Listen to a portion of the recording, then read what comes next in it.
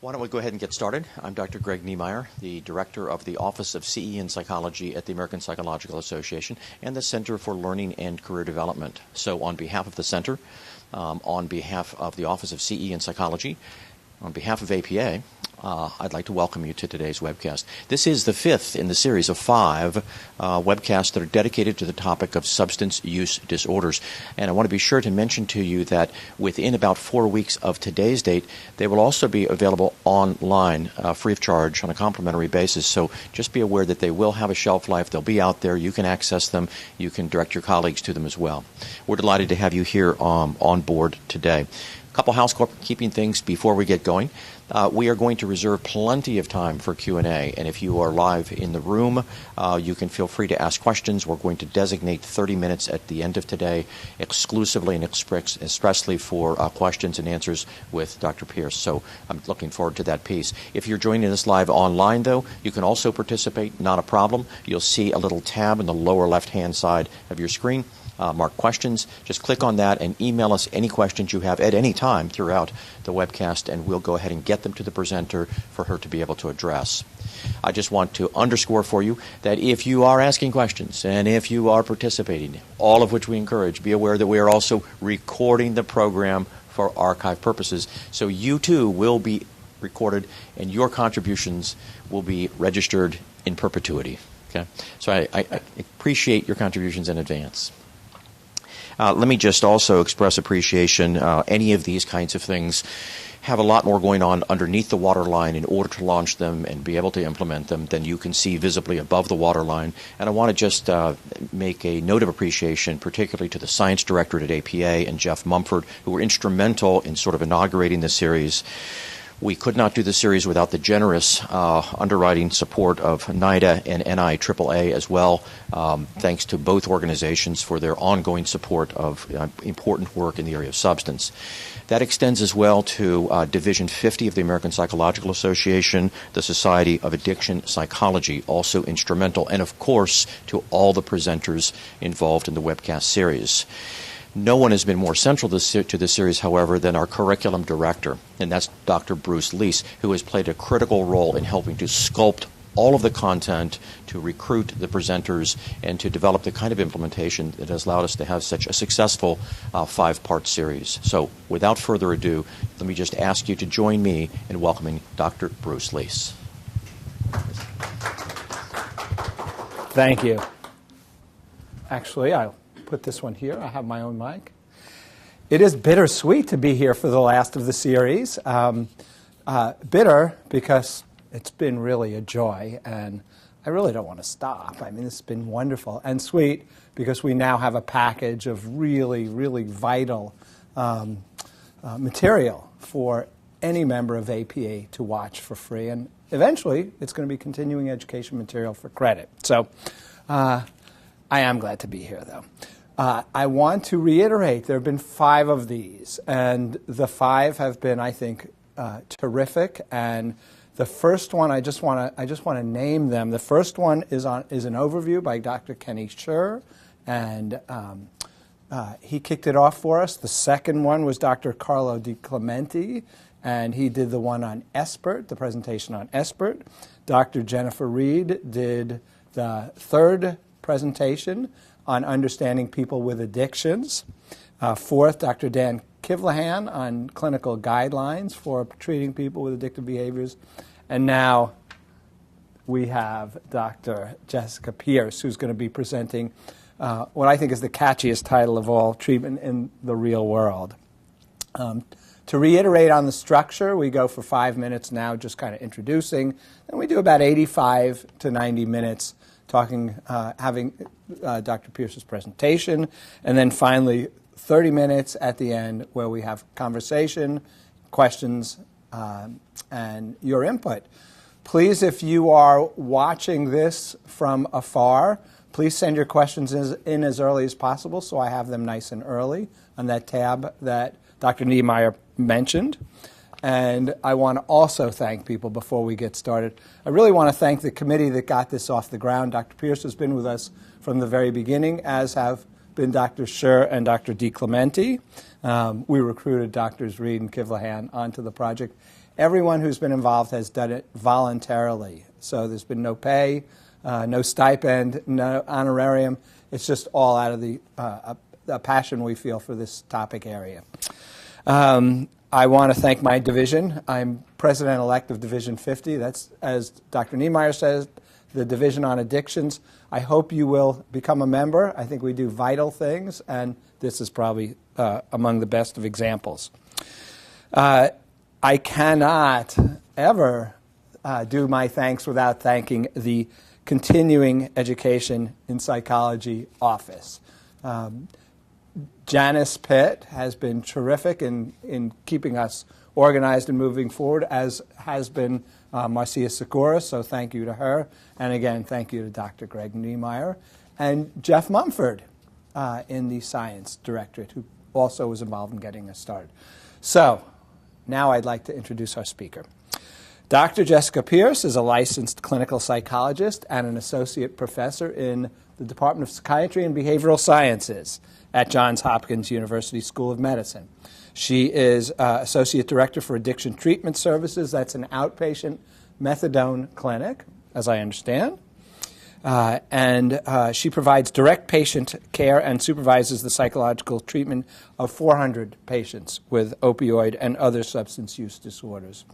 Dr. Pierce's research and clinical interests center on improving outcomes for urban substance use disorder patients and in and out of treatment, with specific focus on the relationship between new traumatic events and episodes of PTSD and substance use.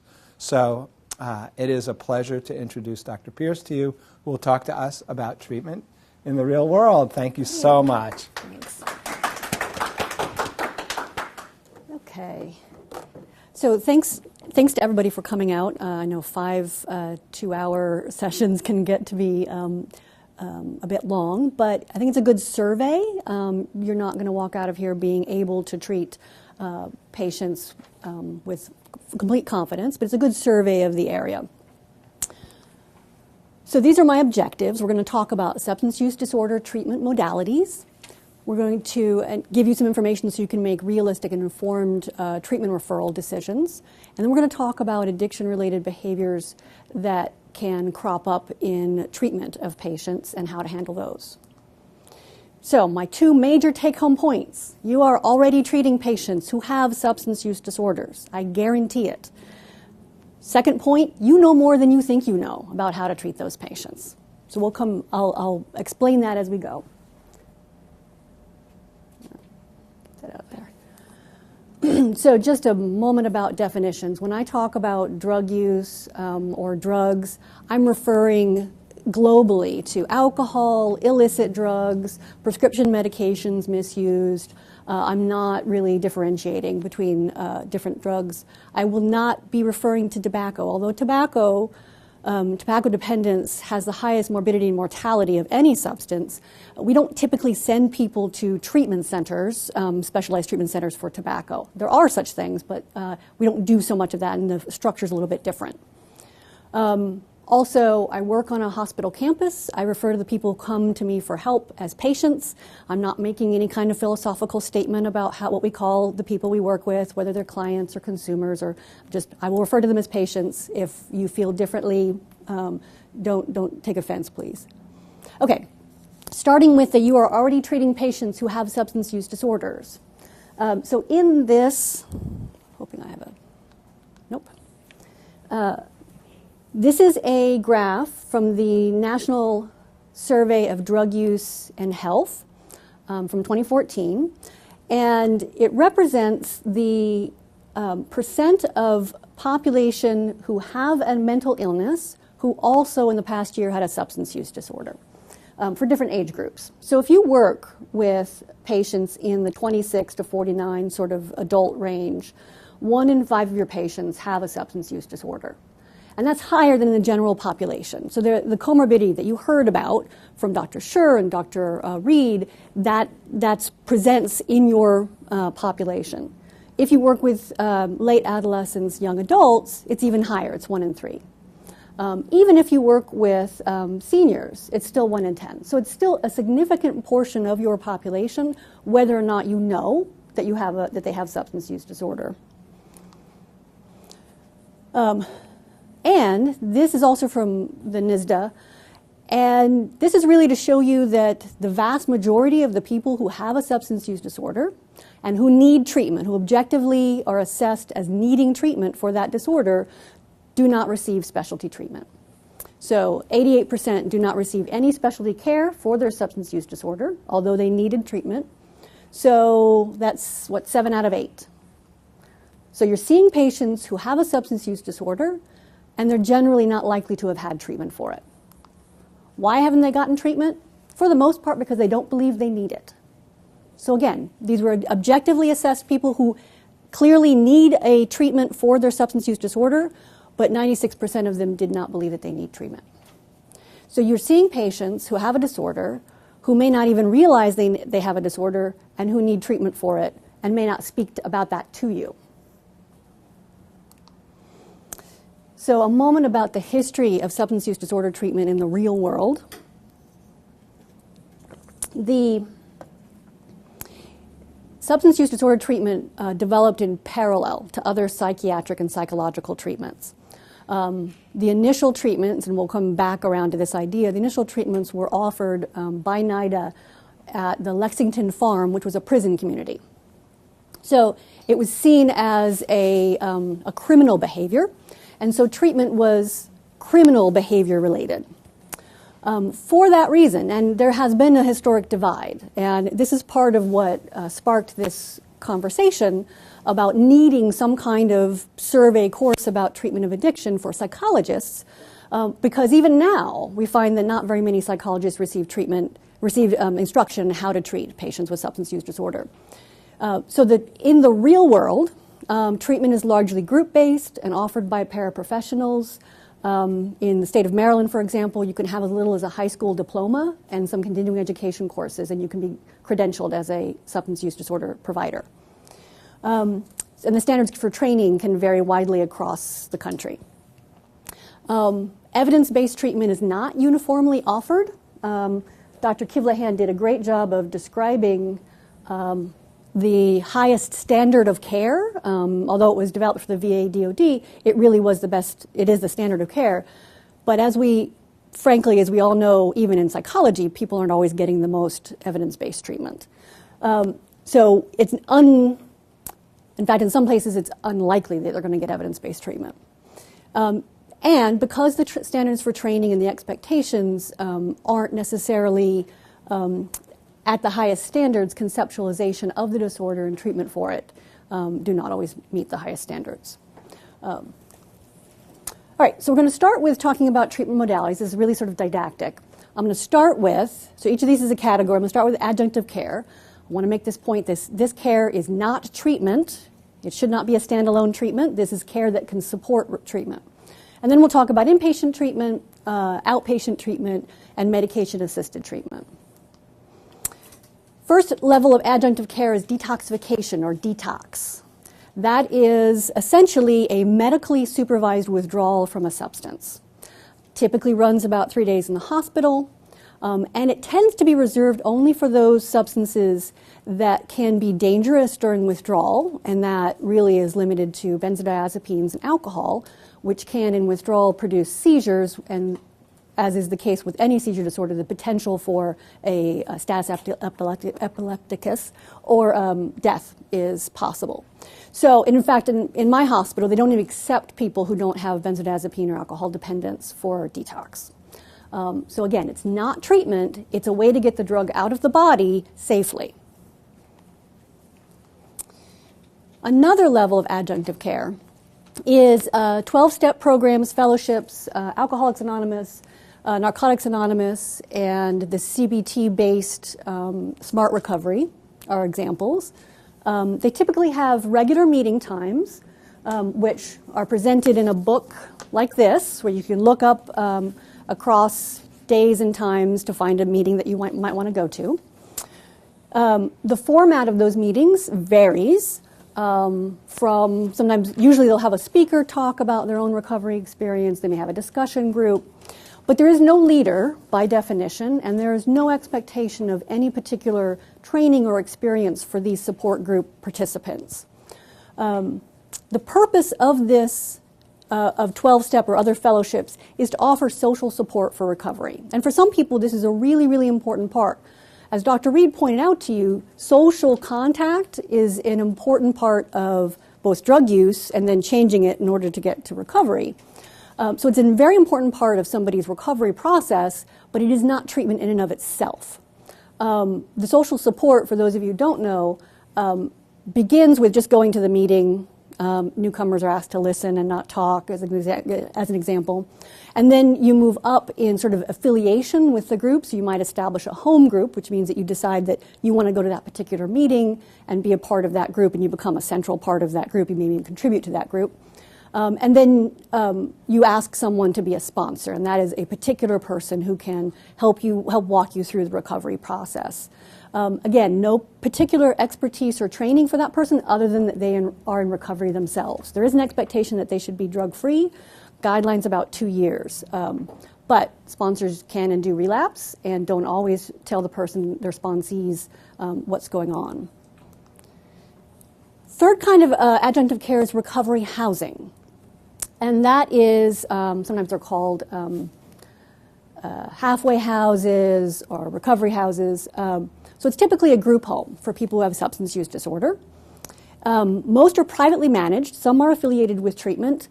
But there may not be any regulations. So in Baltimore, for example, if I have a house and I want to create a recovery house out of it, I just have to meet the housing standards for having multiple adults living in a house. And that's it. I can just call it recovery house. There's no expectation of treatment, of support. It's whatever I want to do with it. The purpose, of course, is to offer a drug-free living environment, but it's not controlled in any way. Some houses have a lot of structure, have a lot of expectations of their residents. Some have almost none. And sometimes it's not a drug-free living environment. Okay, so that's it for adjunctive care. Now we move to rehabs. So this is an actual photo from a website for a rehab center in Orlando. I don't know why Amy Winehouse didn't want to go. I'd go there for a vacation. This is both the promise and the problem of rehabs like that. It looks like a place to vacation. That can be great. We all use vacation. We can all use a vacation from time to time. But that's not really the sum total of what treatment should look like. So I'm going to talk about each of the treatment modalities with this structure. So I'll talk about length, who it's for, and the purposes and advantages and disadvantages. So rehab is actually called short-term inpatient treatment. And it can run from 7 to 30 days. Over the 20 years that I've been doing this, it's skewed shorter and shorter because there's less and less reimbursement for longer stays. It's indicated for any substance use disorder. And it is designed to provide a controlled environment. Rehabs, compared to recovery houses, do actually have a controlled environment. There's less drug use, not necessarily no drug use happening in the house. And the value is that it can establish motivation to sort of begin the task of recovery. Major advantages are that it removes drug triggers, people, places, and things, and daily stressors that can be difficult for somebody to manage when they're beginning the process of recovery. The disadvantages are that they can be very, very expensive. While there are rehabs that are paid for by Medicaid, for example, the resort-type rehabs tend to be tens of thousands of dollars for a stay. And you would be hard-pressed to find out how much it cost to stay there. You could not find that on that website because you really have to call and sort of sign up in order to find out how much it costs to stay there. They can also be very difficult to accommodate. So that one is in Orlando. A lot of the fancier rehabs try to pull in from across the country. So now you have to travel. You have to be away from your family, your children if you have them. You have to be away from any job that you have. That can be difficult for a lot of people to accommodate. most importantly for me, is that it doesn't really allow the patient to be able to practice some of the skills that they're learning. It really just is kind of a break from all of the problems that they're having. So it's really best indicated for the beginning of an extended treatment. That said, people with a very mild disorder can benefit greatly from a rehab, but that's in the context of at home. They have productive work to do. They don't have any drug-using friends. Their family is very supportive. They have a lot of supports built up already at home. And unfortunately, many patients don't have that. So long-term inpatient treatment, and this is what I get asked for most often. Well, where can I send someone away for 6 months? Now they used to be up to 2 years, and they were called therapeutic communities. Now it's been shortened down to 3 to 6 months in most cases. It's largely the same as a shorter term inpatient stay, controlled environment. But because you're staying longer, you can develop more of a routine. Or the patient can develop more of a routine to help them if they can carry it on out back home. So, getting on a regular schedule, eating more healthily, those kind of things can be more established in a longer term stay. So, same advantages. Disadvantages are the same, in addition to the fact that there are very, very few available anymore, because they're either too expensive or insurance won't pay for them. So again, best for the beginning of an extended treatment. Psychosocial outpatient or intensive outpatient, the difference there is really just the difference in amount of programming. So the length of treatment can vary. 1 to 3 months is typical, with shorter being the more intensive side, although people can stay in outpatient treatment for much longer than that. Any substance use disorder, the real purpose is that people in those treatments are learning new skills to manage their life without drugs and being able to practice them on a day-to-day basis. So in good CBT fashion, they're doing homework in between sessions. The disadvantages are that there is high dropout. And this is a feature, and we'll come back to this kind of idea later, but this is a feature of substance use disorder. As someone enters treatment, usually right before they enter treatment, they're in a lot of distress, and as they enter treatment, just the fact that they're in treatment, they start to feel a little bit better, and their motivation may drop. Their ambivalence about stopping their use or making the changes that might need to happen really sort of comes back up. So people then drop out of treatment. And to be honest, the quality of these kind of treatments varies widely. And we'll talk about, actually Dr. Kivlahan did a great job. In one of his materials, he had a list of questions to ask of a treatment center. That was a beautiful list. I highly encourage you to pay attention to that, and we'll come back to that idea in a minute for you as referrers. So really getting to know what's really happening behind those walls.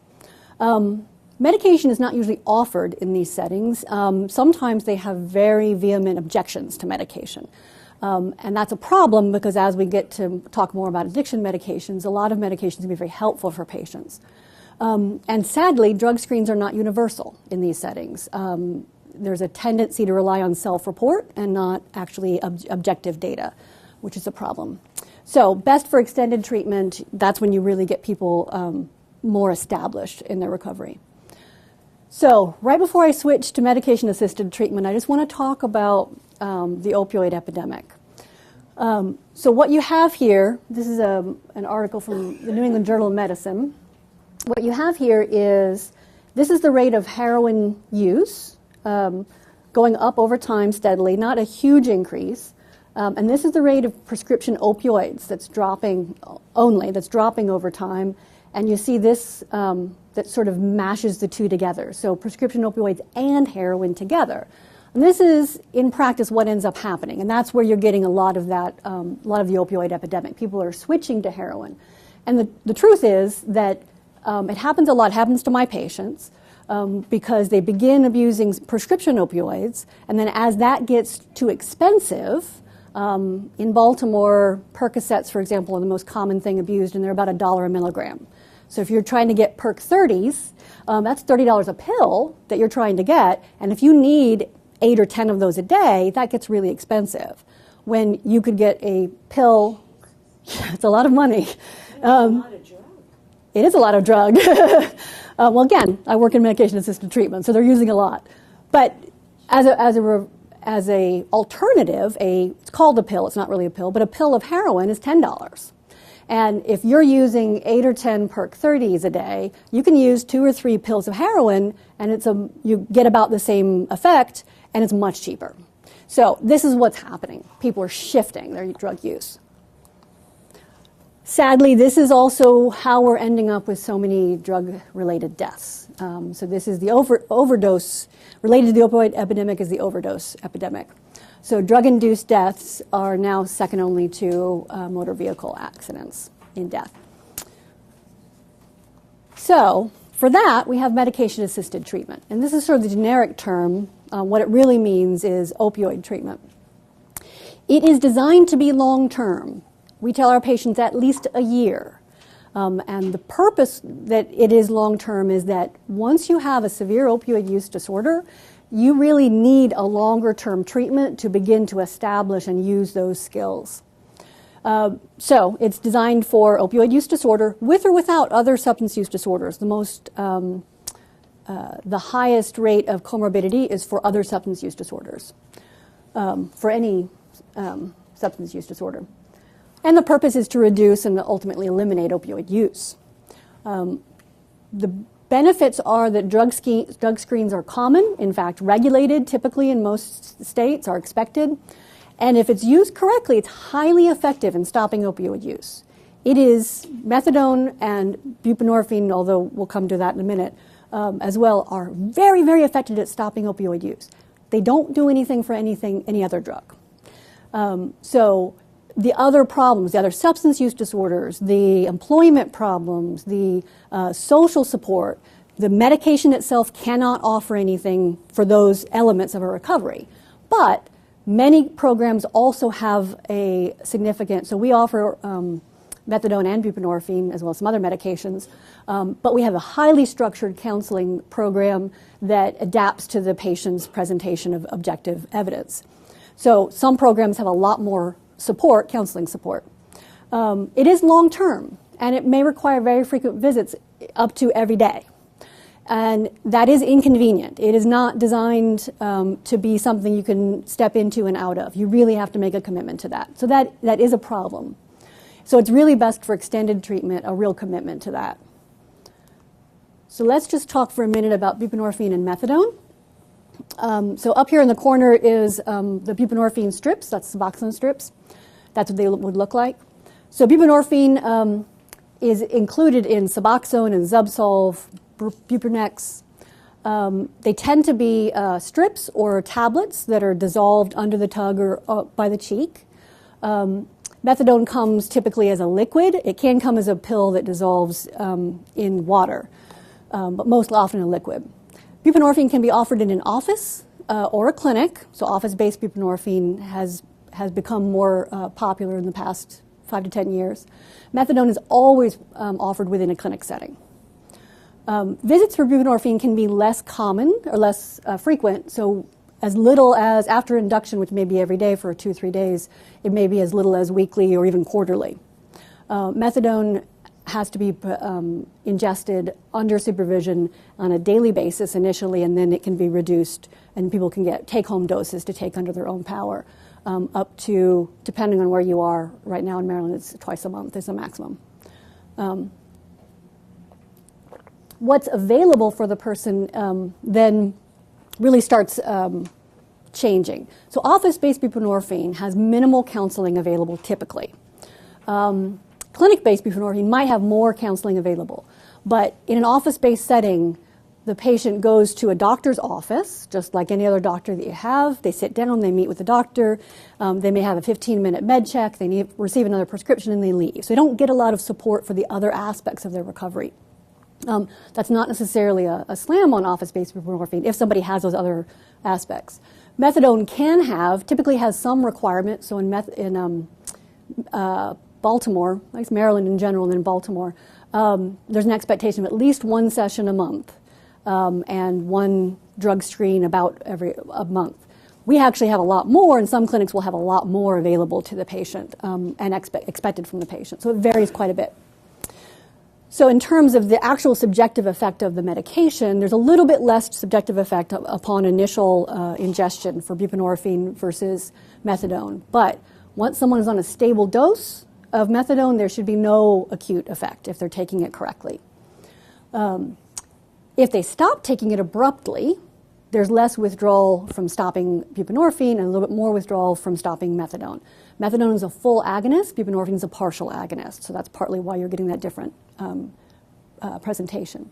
The overdose potential is something else that really comes into play, and it's one of the reasons why methadone has to be dispensed in a clinic under observation.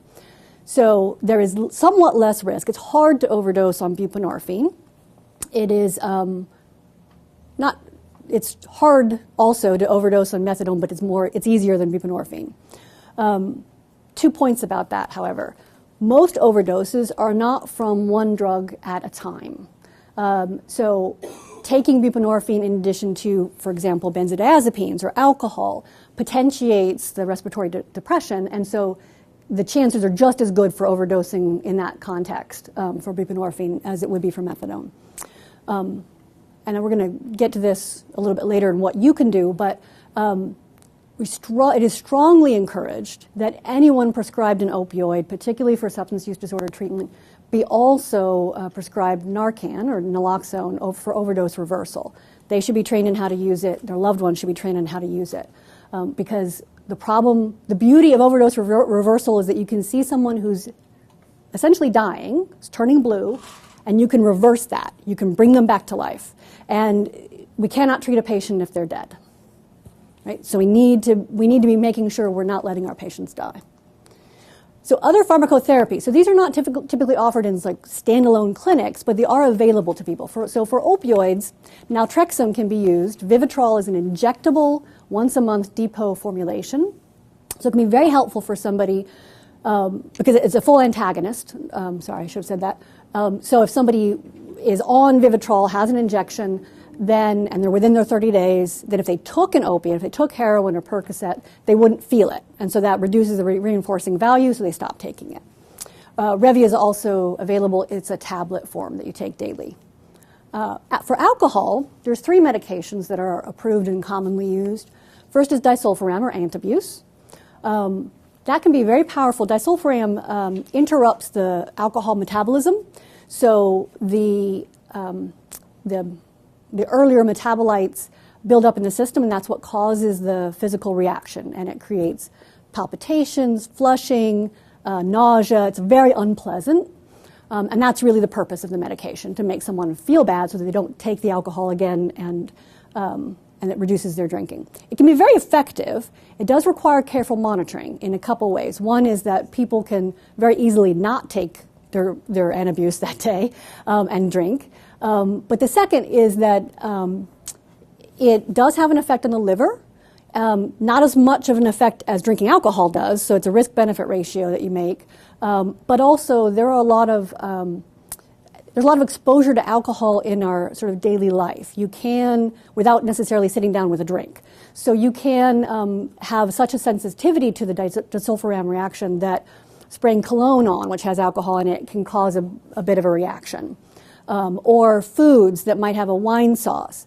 And yes, largely most of that is evaporated out, but not all of it. And people can be sensitive enough they're having a reaction. So they have to pay closer attention to what they're doing. So it's a little bit more difficult that way. And Camprosate, or Camprol, was approved a few years ago, and it works in an entirely different way, mostly by reducing the cravings for alcohol. And some people have found it to be helpful. I will tell you that in our population, it's not been as helpful for our population as disulfiram. And then naltrexone is also approved for alcohol, and it seems to be reducing the reinforcing properties. There's a little bit of overlap under some opioid receptors for alcohol, and that seems to be reducing the power of it. I can't use it with my patients because they're on an opioid agonist. Okay, so shifting into treatment. I'm not going to try to re-lecture on Dr. Kivlahan's lecture. Certainly read into what he has for you. he talked about sort of the structures of treatment. So in general, for the strongest evidence for treatment is in the context of cognitive behavioral therapy, community reinforcement, behavioral couples therapy. So cognitive behavioral therapy, relapse prevention, Alan Marlatt, Katie Witkowitz. For those of you who are, that's where we get some of the language about triggers and abstinence violation. So if you're interested, there's an article in the materials that gives you an overview of, written by Dr. Marlatt, gives you an overview of relapse prevention to help you understand how that works. Coping with Craving by Kathy Carroll. She also has sort of she calls it CBT for CBT, so she does online trainings, and it's essentially CBT principles. You know, what kinds of things do you do to cope? How can you restructure your, cognitive approach to your drug use? And then contingency management, sparked by Steve Higgins, Maxine Stitzer, Nancy Petrie. And this is essentially offering somebody an alternative reinforcer. So the rationale behind this is that drugs are very reinforcing. They really kick your brain into high gear and make you want to use more of them.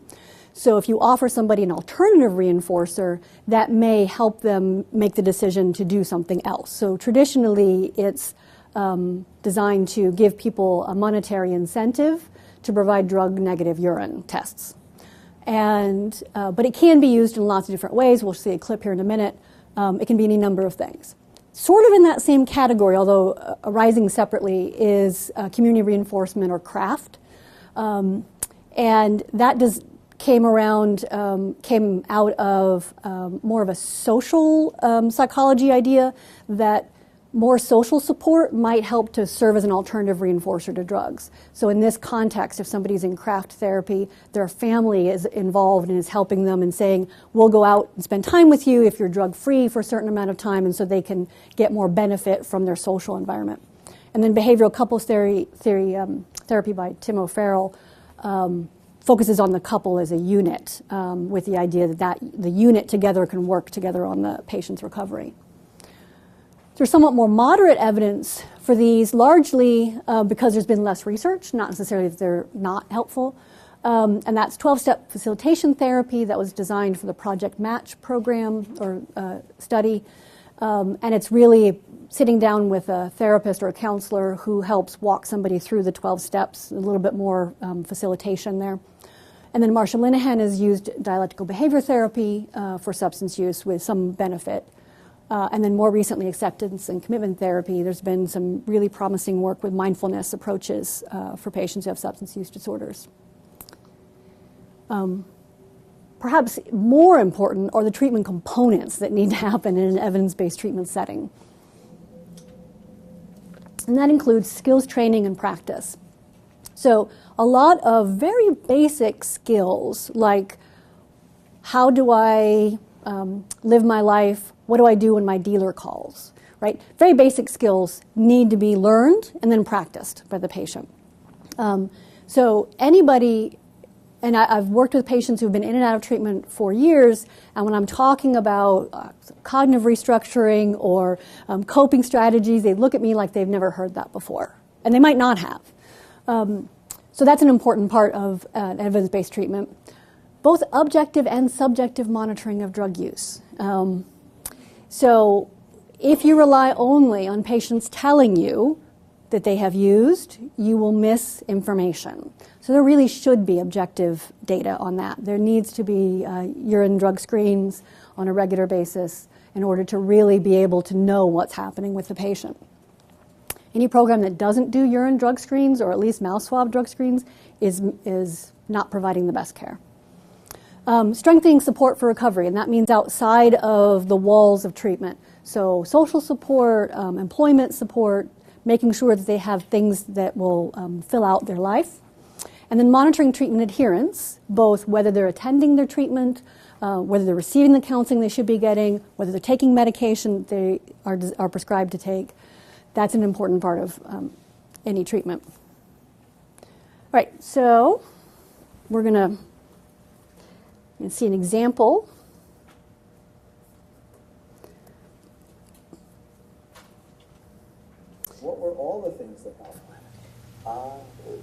them? One, coming to terms with the fact that I'm not worthless. So identifying who I am as a person, separate from my actions. That was maybe the most helpful. That was like the beginning step, because I couldn't overcome that. I kept running that wall over and over again, where I tried to move on from doing these drugs, but I still felt like I deserved it, I remember the shift from you thinking you were a bad person to realizing you were doing things that were bad for you. Yeah, and I remember when you first said that, and that seemed like a foreign concept to me. It's like, well, of course they're the same thing. And then we questioned it a little bit more, and you kind of had me describe how they were the same thing, and I wasn't able to. They're not. They're different. And then one of the things that also helped me is taking actions that were kind of counter to the way that I felt in that moment. Like, I felt bad, and I'm used to going to the drugs. What's something else I can do? Right? Yeah, what we did was we worked on how you think and tried to figure out the thoughts that got you in big trouble. Yeah. Like, I am a bad person. Yes. I don't deserve to feel good. Those were pretty predominant in your head. Yeah. To thoughts that were much more helpful to you. And tell me what those thoughts are that you still use to stay abstinent from all of your addictive behaviors. What thoughts do you keep in the forefront of your mind? That I deserve good things, that I'm a good person, and I'm able to remind myself of all the traits that I have that represent myself accurately versus inaccurately is the way that I used to view them. Like, I'm a loving, caring individual. I am compassionate. I'm understanding of other people. I'm willing to go out of my way for people, and a person that's willing to do all of those things doesn't deserve to want to kill themselves in a crack house.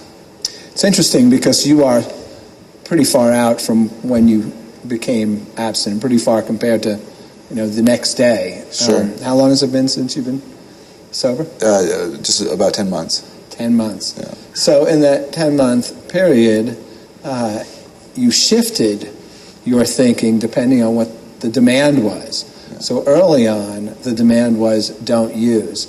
Now your thoughts have to do globally with your quality as a human being. But do you remember at the beginning the things that you had to tell yourself over and over and over again?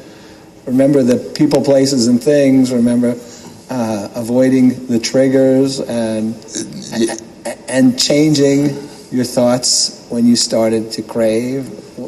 Yeah, initially, like, there were certain people I wasn't able to hang around, and I didn't feel safe going to bars, So thoughts had to go back from don't use to don't hang around people that use, and don't go to places that you may have really enjoyed going to. Yeah, and I also had to shift from, because I remember even at the end, like, I would remember the good times that hadn't existed for a really long time. But, I kept trying to remember, like, the bars are fun, and there was that one time, and that was a blast hanging out with people and just drinking socially, and that, I still remember aspects of that fondly, but it was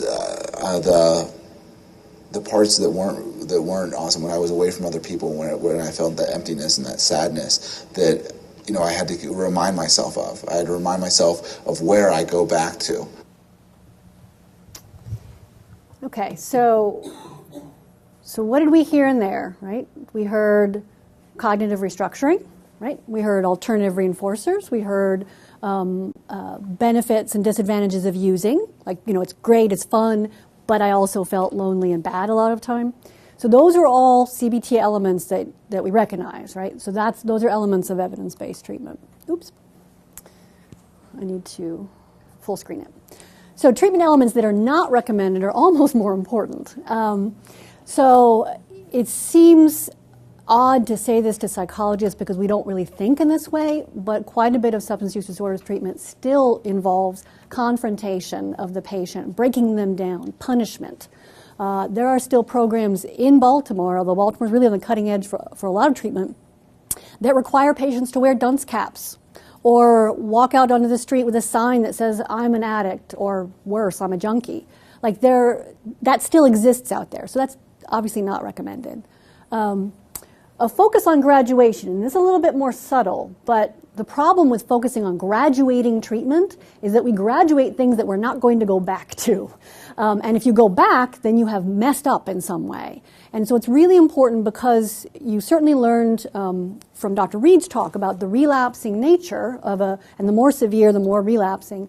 The idea that somebody graduated can get them to start thinking, well, if I use again, then I have failed.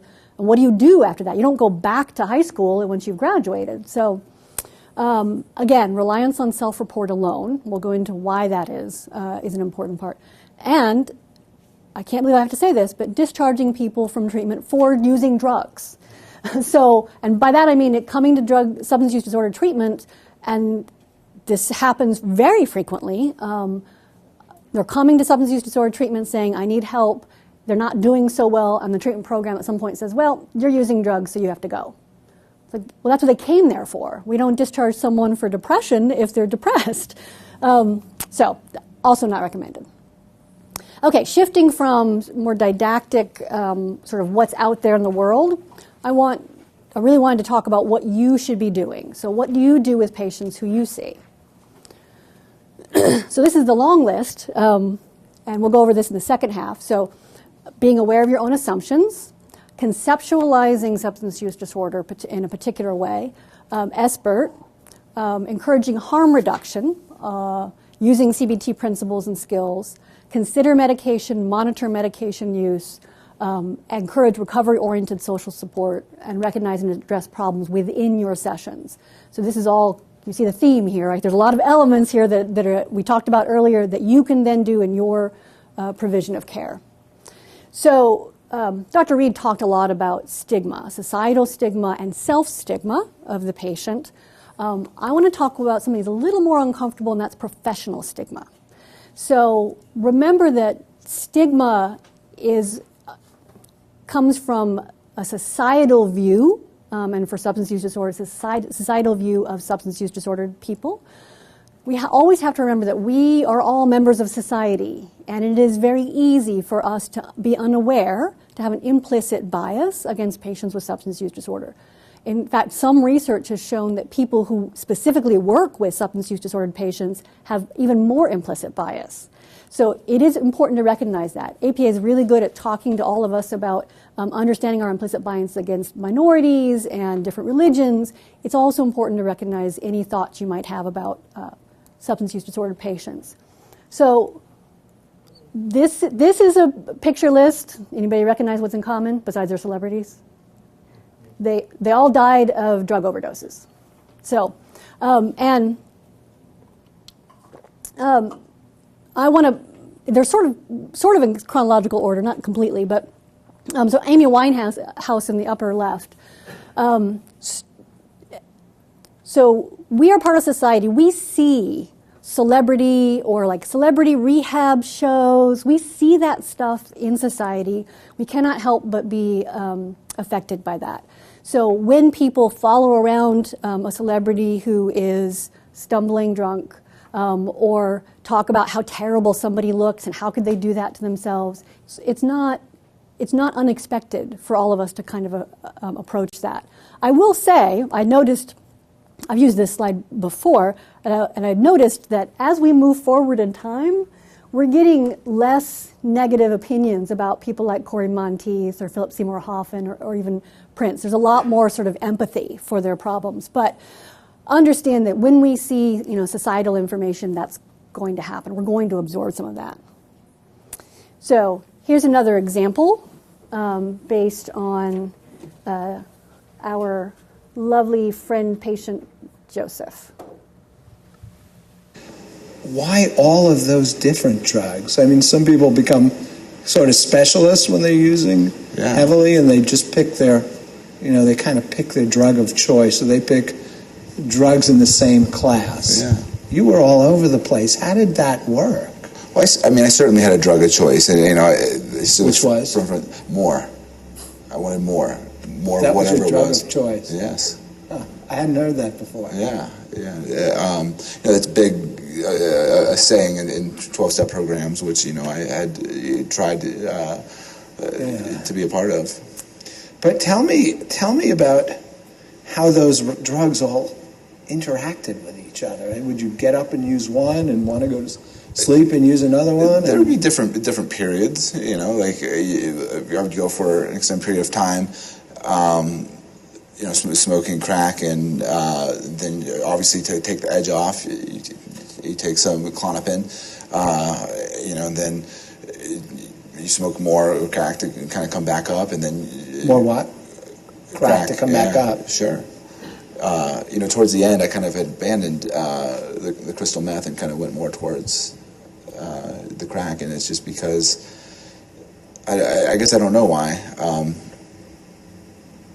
There was something about the grittiness that I thought that I deserved, of that. Grittiness. Yeah, like where I had to go and what I had to do to get it, where you stay in crack houses for an extended period of time, and it felt like the way that I felt about myself. I felt worthless, and I viewed that as not a desirable place to be. So that's what I deserved. You said grittiness. Yeah. What was it like for you to go to a crack house? What did you see? What was the experience like? Well, there were. Sometimes there were people just all around in their own little section. Sometimes, there were different, sexual exploitations that happened. It was just grimy and gritty. There was trash often there, and it was in trap houses that were broken down.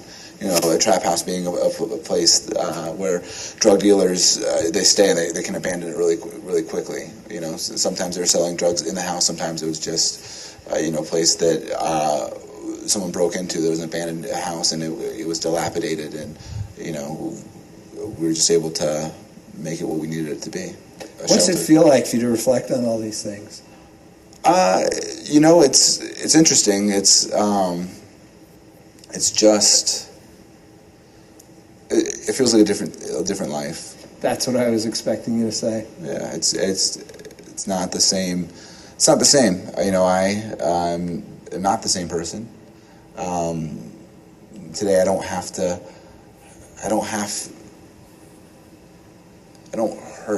so that I don't have to punish myself.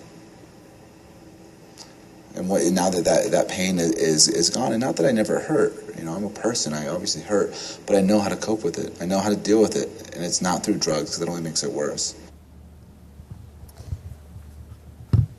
So I pointed that out because it can get easy to kind of get lost in the story of how, and particularly if you don't have any personal experience, be like, oh, what's it? Not that Bruce was doing that, but what's it like in a crack house? What is it? And it's easy for it to be sensationalized, and patients don't really know what to do with that information, so they will sensationalize it.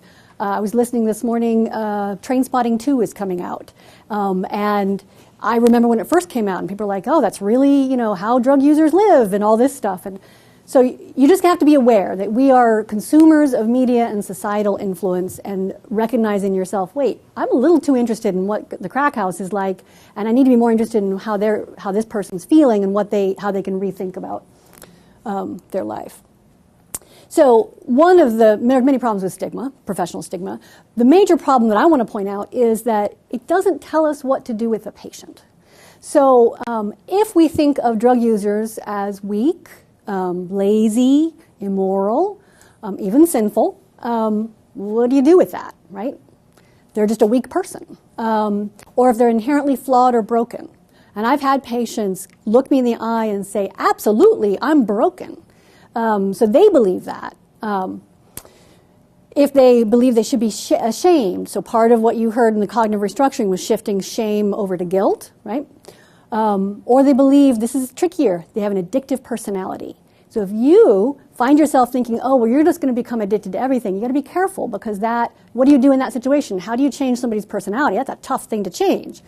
Or if you, it's easy to get caught up in, well, only one kind of treatment can be helpful. So that, again, that doesn't inform treatment decisions. What helps is thinking about it as the complex disorder that it is, in very clear ways.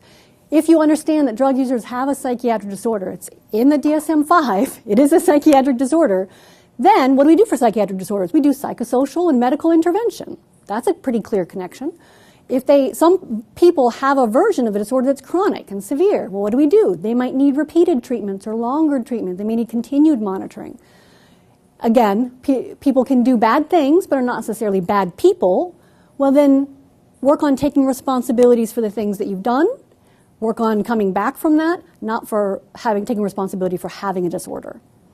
And treatment should be targeted to the patient and their individual needs. Well, now, that means that different treatments might be needed, or combined treatments. If this wasn't 100% effective, let's add this or combine it with that. So it just makes more sense in terms of treating a patient.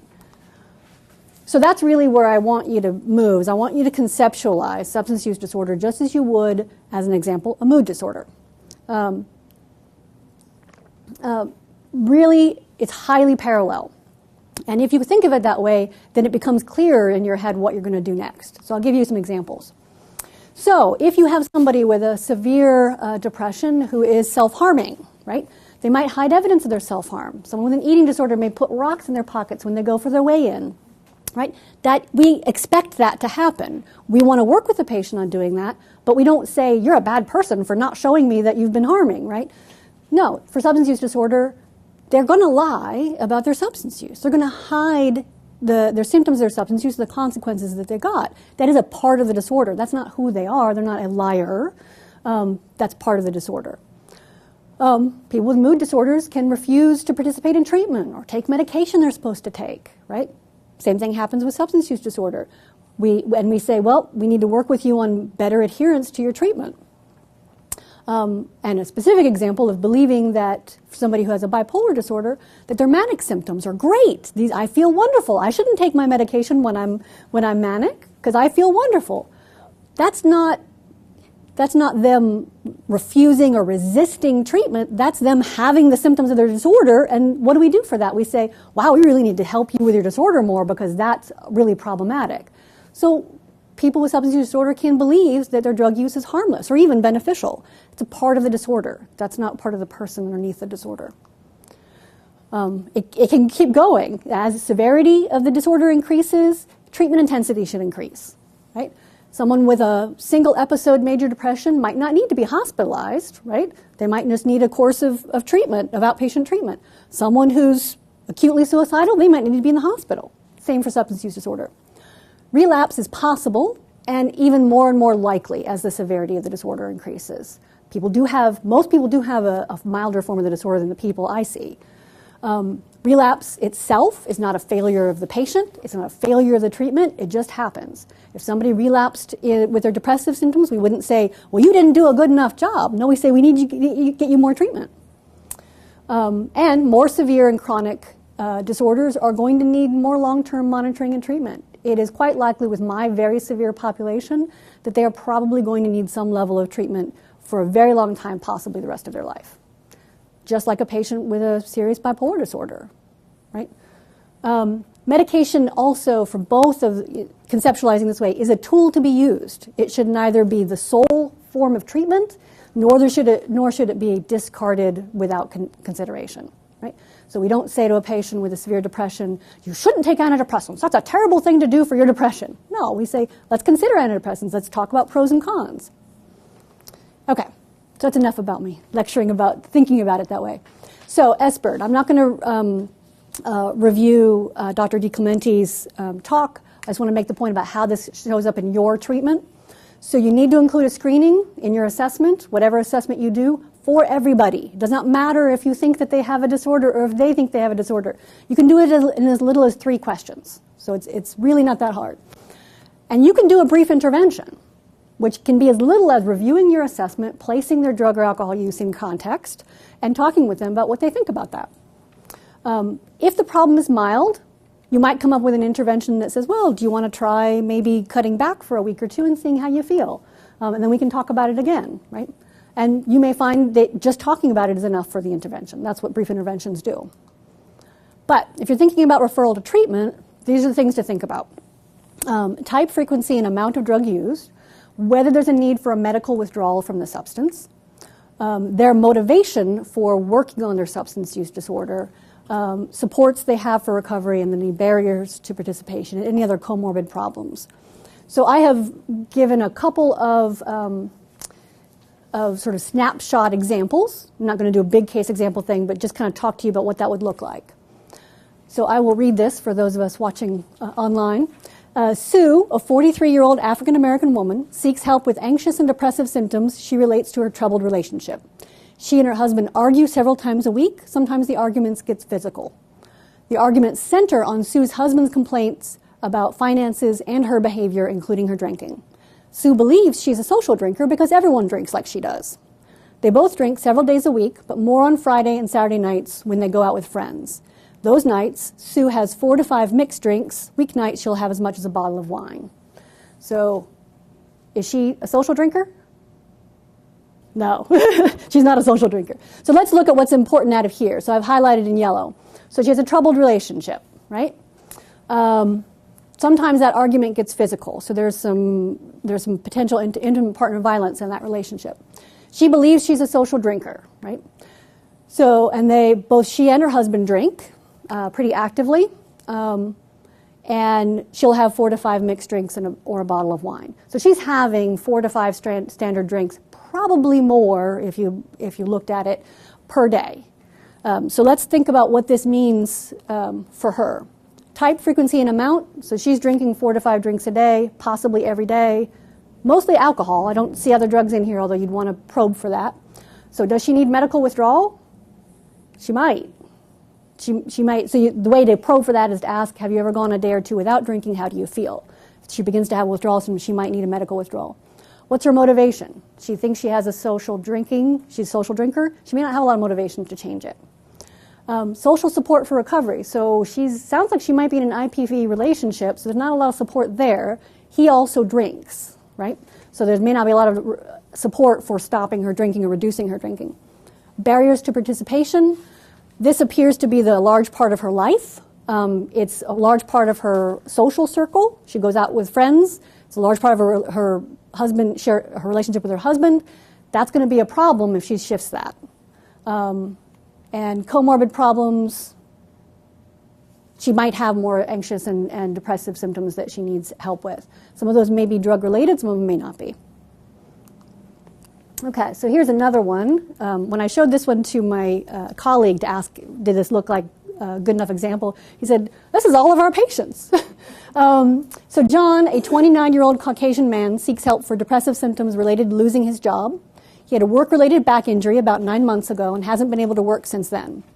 John has increased his daily OxyContin dose, but he's running out before the end of the month, and the doctor is threatening to discharge him. He spends his days watching TV, smoking pot, and sleeping. John thinks he might be taking too many pills, but he also reports excruciating pain that no one cares about. His girlfriend is fed up with his complaining and not helping around the house. So here's some important things. He's taking OxyContin. He's running out before the end of the month, so he's taking more than he's prescribed. He's also smoking pot, so there's another drug in there. He thinks he might be taking too many pills, so he has some kind of knowledge that this may not be great, but he has a lot of pain. And this is really very, very common. And his girlfriend, he has a girlfriend, and she's fed up with him, acting in the way that he is. So, type, frequency, and amount of drugs. So he's using a lot of opioids. He's also using marijuana. Does he need medical withdrawal?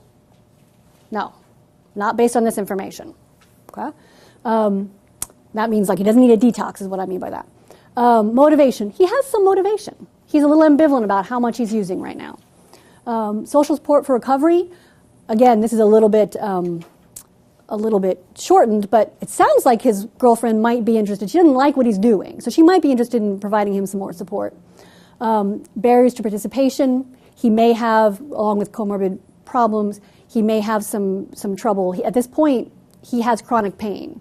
CDC guidelines are about 3 months of pain, and once the underlying problem is solved, now it's classified as chronic pain. Opioids are no longer recommended. Chronic opioids are no longer recommended for chronic pain.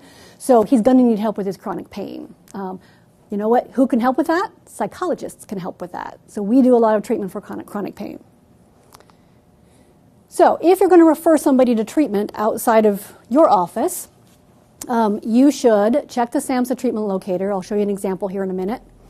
Look into your local treatment centers. Find out who's around you. Call them. Ask to visit. Talk to them. I will tell you, they may be busy, but they really want to hear from you. They want to know, they want to be able to share what they have with you. Ask them specifically about any requirements they have for referral or any availability that they have. Who do they treat? How do they treat them? And you can ask patients about their experiences. I have an asterisk here because you should ask more about do you like it or more than do you like it or not. Because sometimes patients cannot like treatment because there's a lot of expectations of them in the treatment setting. Sometimes they cannot like it because there are people hanging out there using drugs all day. So ask why it is you like it or don't like it. You know, what's helpful for you, what's not so helpful for you. Okay, so I did a couple screenshots to show you the SAMHSA treatment locator. This is in your resource list. So I just picked West Virginia. And so this is what happens when you open up the treatment locator. You input a place. You can put in your zip code, and then mark substance abuse, and then you can see things that you want to look for. So if you're looking for somebody, if you want to consider medication-assisted treatment, you want to do methadone maintenance or buprenorphine maintenance, and whether they specialize in substance use disorder treatment or mix of things. And this is, so I pulled up methadone maintenance in West Virginia. So it's very hard to see this, but there's little tiny pink dots. So there's one up here in Morgantown. There's one, it's kind of hard to see on my screen. There's one over here in Charleston. So there's 9 in the state. So there's a relatively limited availability. And that's really one of the major problems with medication-assisted treatment. So in West Virginia, there are 9 methadone providers.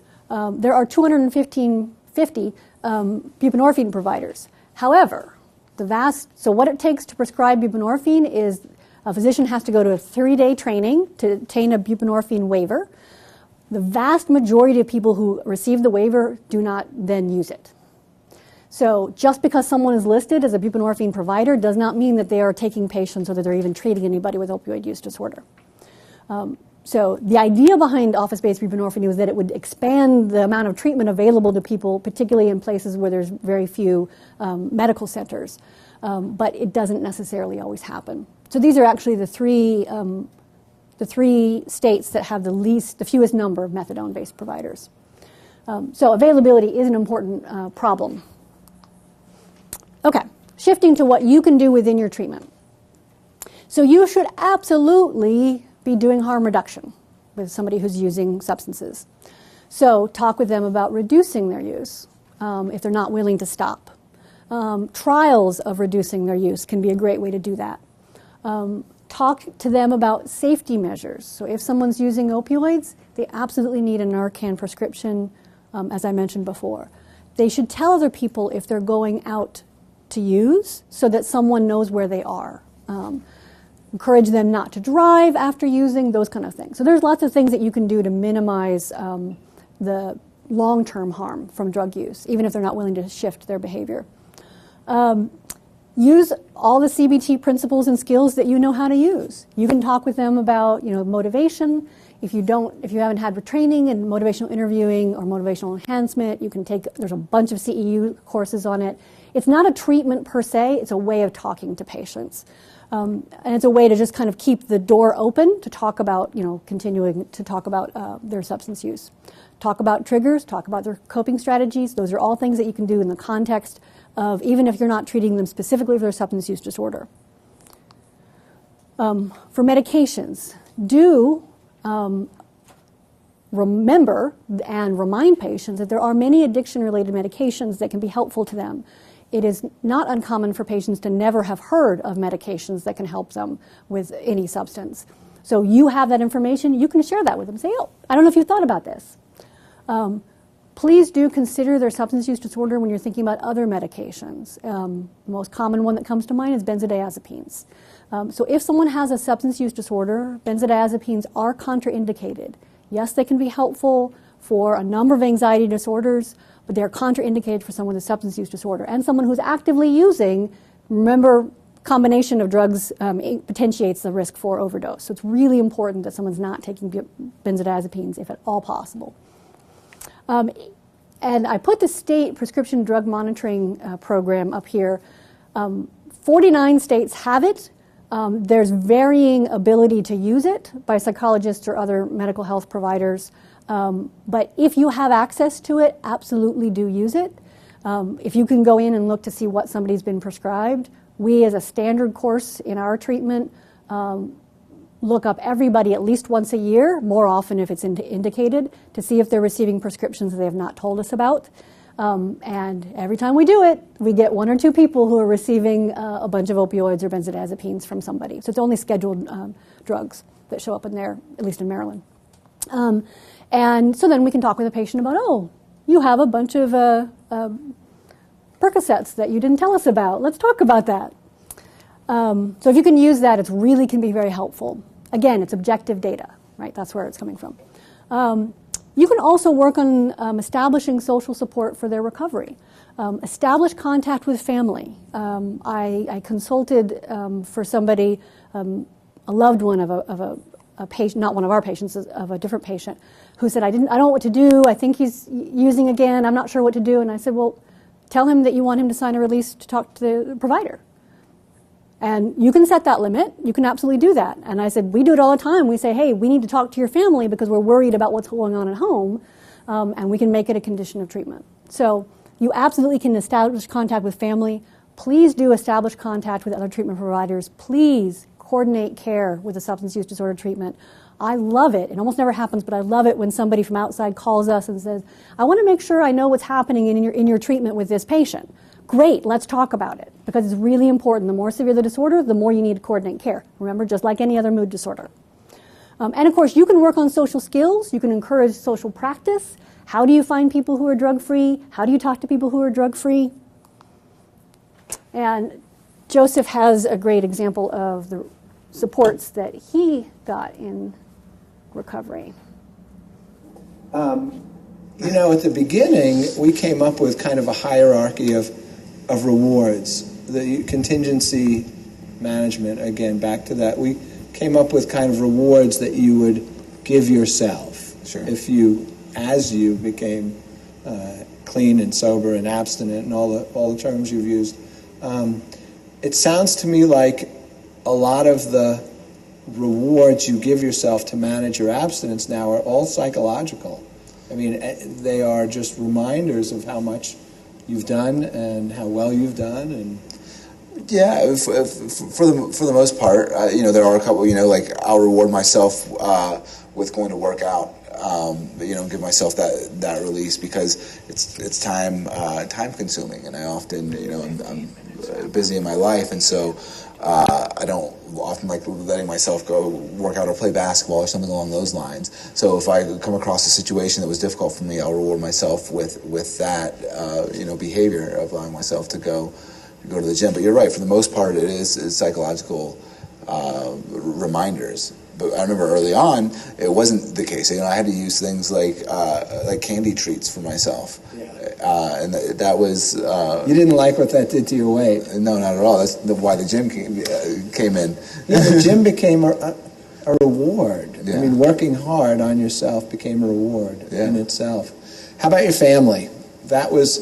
So the things we used, you and me, I don't know if you found the labels to be helpful, but we used some cognitive behavioral therapy where we talked about coping skills and managing emotions and controlling impulses and cognitive restructuring. We did all that as part of cognitive behavioral therapy. We also did kind of a behavioral approach, which was contingency management, where you find things to reward yourself. Sure. We also, though, worked on changing your interpersonal environment, and that included your relationships with your family. Yeah. How did your family play into all of this in recovery? Yeah, it was challenging at first. With my family, my parents were like, well, I don't know if you have a drug problem per se. They didn't know a lot of my drug use. Did they ever find out the extent? Do they know? I've shared with them, yes. And initially, they just didn't want to believe that their son could be in that much pain that I had to, resort to what I did to feel better. So, to what extent does having family influence your abstinence, your sobriety, where you're at? I mean, well, the support from them is really important. They're on my side. They're on my side.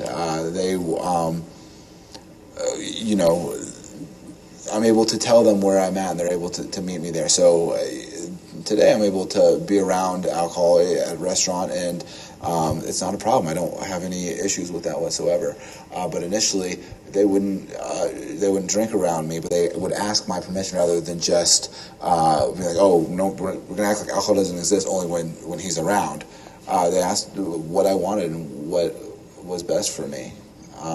We became, it was collaborative. It was the family was a family unit. We worked together for what was best for me and what ultimately was best for the family.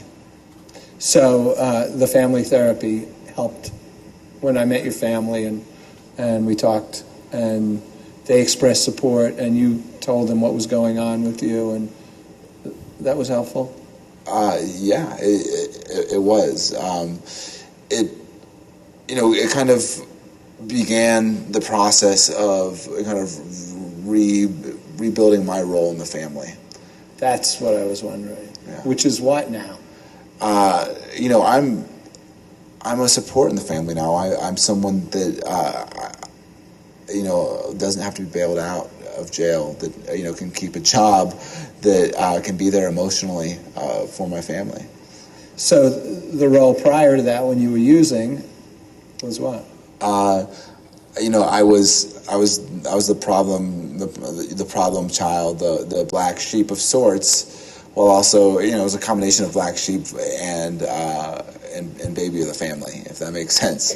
It does. So I was adored and loved, but I was also the mess up. I keep thinking it was a boundary issue. There were not at a time in your life when you needed rules and regulations and boundaries. You were able to get away with a lot. Yeah. I'd break out the window, you said earlier, if you needed to get out of the house. Sure. Yeah. And now you're an adult in your family. Yeah, it's true. Great. Well, this has been a pleasure. I can't thank you enough for being my patient. Yeah. You are a delight to work with. People like you make me excited about the fact that I work with people who have struggled with addictions. Well, thank you. Very good. Okay, so that is, one would hope you'd have that kind of reaction from a family. It doesn't always happen. And the more severe the drug use, the more likely that there's more dysfunction in the family of origin, obviously. But usually there's somebody. So even with our patients, where we often have multi-generational drug use, there's usually somebody in the circle who is not a drug user who can support the patient in very circumscribed ways. So we incorporate that into our treatment as a vital part of our treatment as well. Okay, so moving into what about the problem situations? What if this were to happen with me and my patient?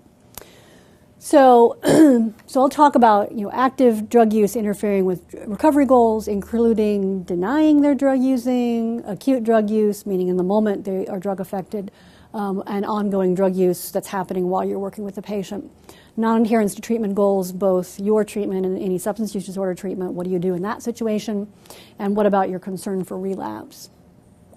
So for active drug use, it's important to distinguish between acute and chronic drug use. And what I mean by that is, has someone used something before they've come in to see you? Are they under the influence at the time? So And that's a little bit of a different situation than just they're actively using and you're trying to figure out what to do with that in your treatment. Don't forget alcohol, prescription medications, and illicit drugs. So someone may tell you, oh, I have prescriptions for these things, but they're appearing to look like they're using drugs or misusing those prescriptions, or it's not appropriate treatment for them. So I think you've probably heard me say this a couple times.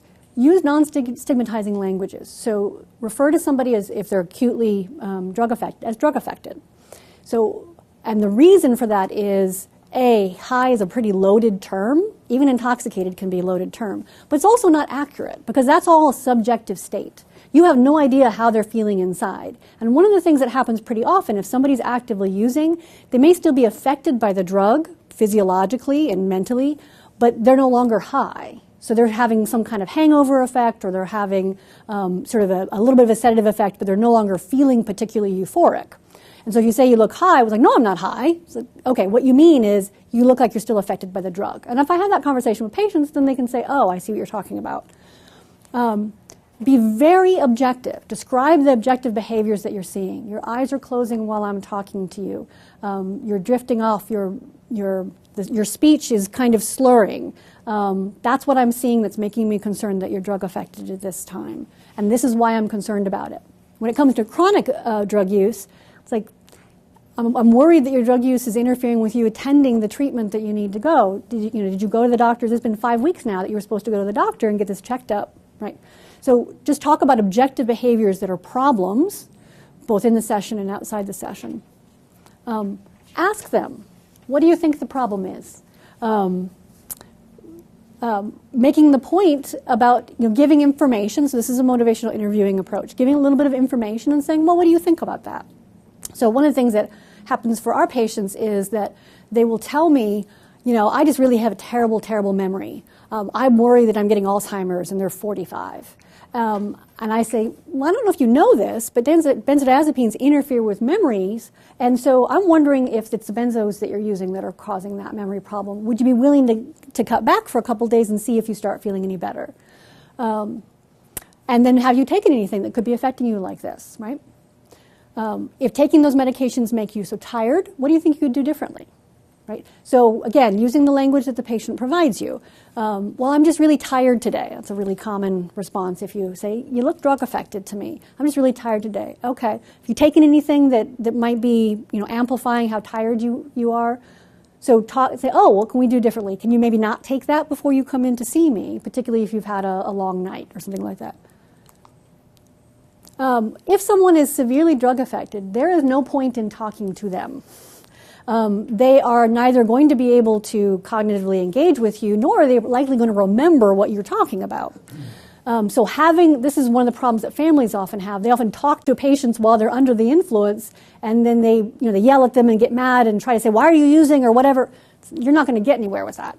So think, again, this conceptualization, think more like this is an acute suicidal patient. So you don't talk with patients, oh, why do you feel that way? Let's sit down. No. You say, okay, let's work on you being safe in the next hour, 2 hours day. So be very directive with them. So one of my tricks is if somebody's acutely drug affected and they're, it's clear that they're not really going to be able to participate with me, they're too drug affected, I will do some of the behavioral tricks, like I will get up and walk out and say, okay, let's walk over here, and usually a patient will follow you along, and I'll take them out the elevator, and I'll say, okay, we'll see you tomorrow. Or if they're very drug affected and I'm worried about them getting home, I might say, well, we're going to have to call your family, and I'm not going to talk with them about why I'm doing that, or there's no point, right? Let's call somebody and get some help. Please do be aware of the possibility of overdose. There are a number of things online that show you how to look for signs that someone's overdosing. If they're not arousable, if you're calling their name, like if they're passed out, they're calling their name, you're tapping them, that's not getting anywhere. The next step, is to do a sternal rub, which is what an EMT would do. That usually will wake somebody up if it's just that they're passed out. But if they don't respond to that, then you're looking at an overdose situation, potentially fatal. So that's an acute medical problem. Just like any other medical problem someone might have, and if someone's having seizures, you call 911 for that situation. It doesn't happen very often, but again, conceptualize it like acute suicidality. So more generally, and this is more common, people don't adhere to their treatment plan. So what do? Well, you take a motivational approach about anything that you might do that you want them to do, that they've agreed to do and yet they're not doing. Okay, well, let's talk about why it is you're not showing up to your treatment. Encourage participation in substance use disorder treatment. Support those goals. Ask them what they're supposed to be doing for their treatment there. Are they supposed to be seeing their counselor? Who's their counselor? What are they talking about? Are they supposed to be taking medication? Are they supposed to be going to fellowship meetings? Talk with them about how to do those things.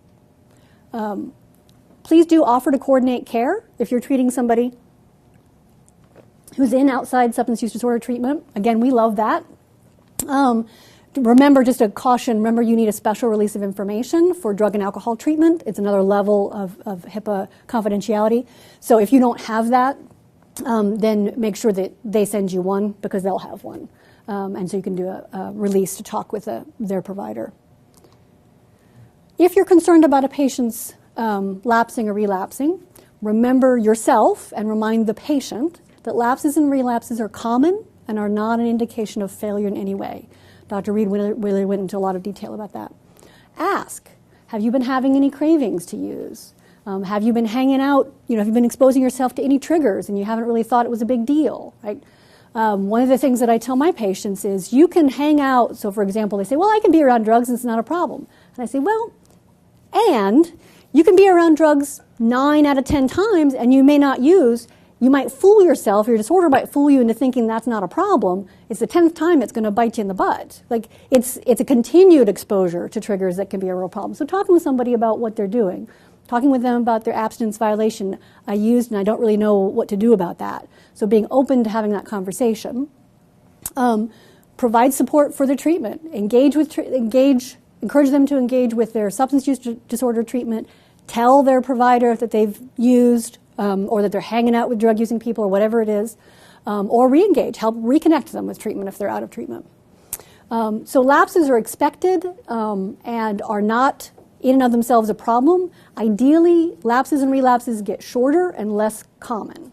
So that's what you're focusing on. Let's get you back on the wagon, so to speak, get you back on track as quickly as possible. The longer the relapse goes, the worse the prognosis. So you want that to be as short as possible. So we talked about all of these, right? Be aware of your assumptions. Conceptualize the problem accurately. SBIRT, how to use that in your treatment. Encourage harm reduction.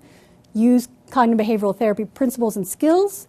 Medication, social support, and then addressing things within your session day to day. So remember, you're already treating patients who have substance use disorders. I guarantee it. And you really know much more than you think that you knew. Because you're already doing a lot of treatment that is useful for patients who have substance use disorders. And that is it. Thank you. Well, this is where we get to drag our chairs over. Great, okay. No, it doesn't go. If you want to hang on to your water, you're welcome to. I'm going to have to. Terrific.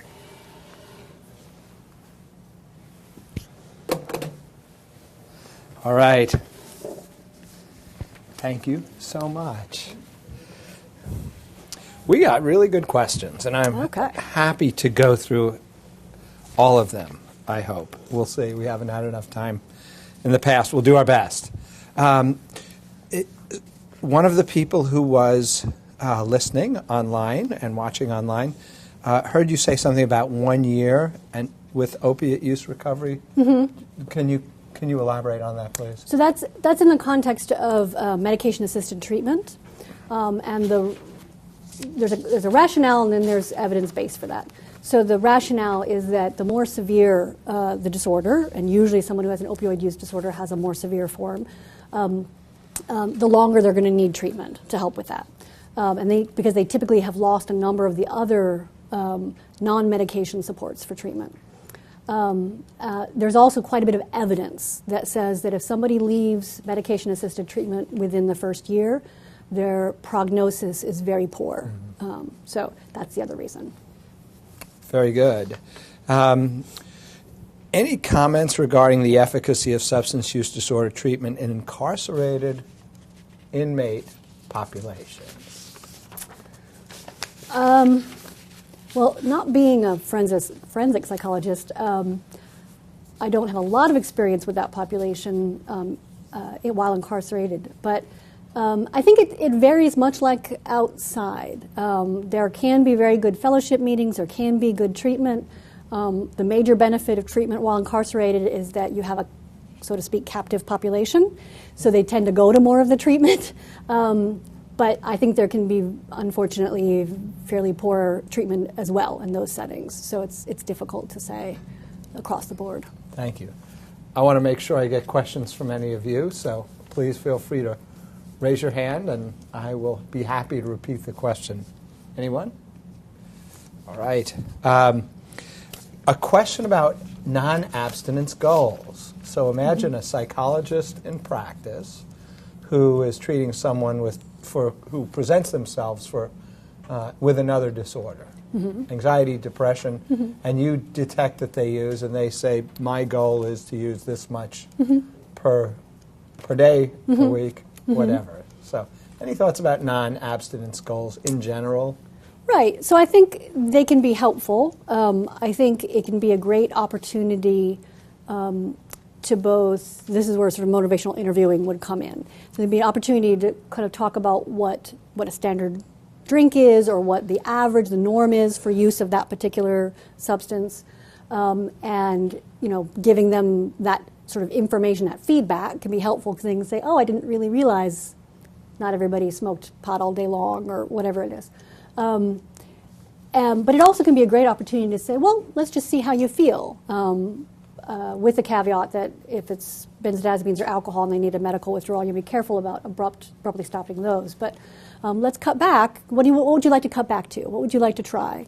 And then we can talk about how to do that, and we'll talk about what it looks like, in between session, and you can work with them on even doing, if they want to do it, some homework about what it looks like going forward.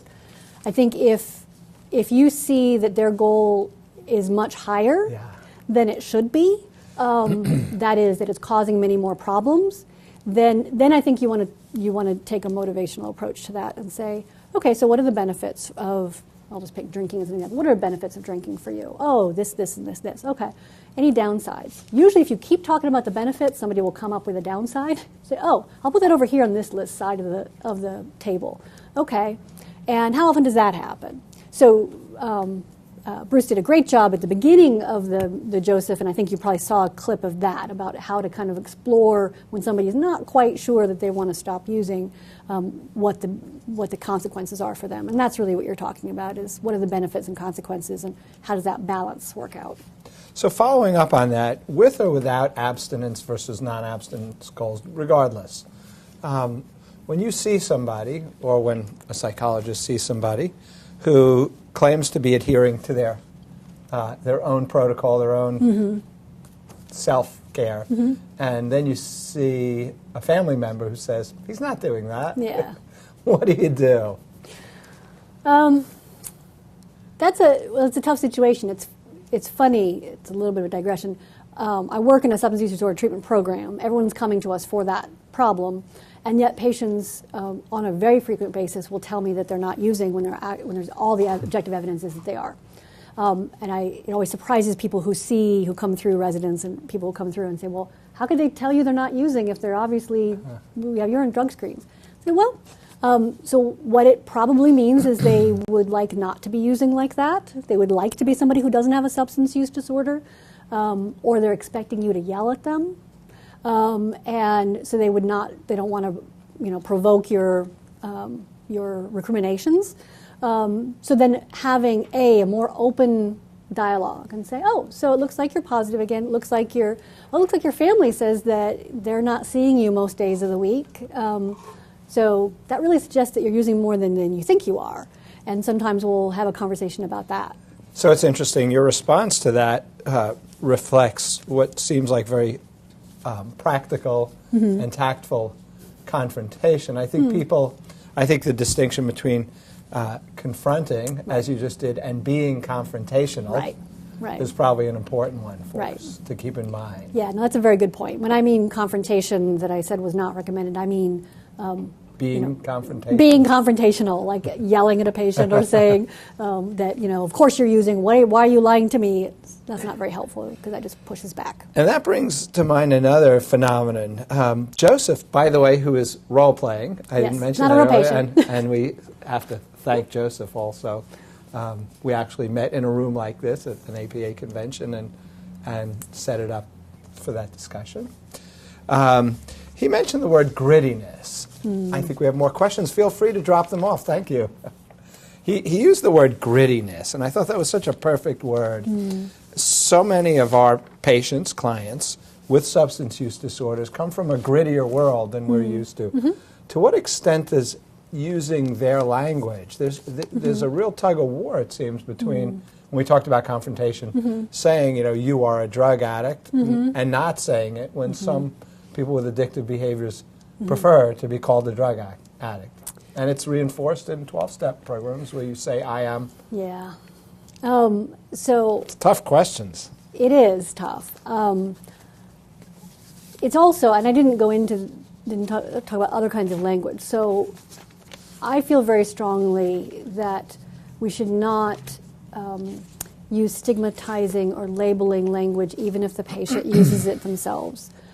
So I don't refer to drug screens as dirty or clean. I refer to them as positive or negative, either drug positive or drug negative.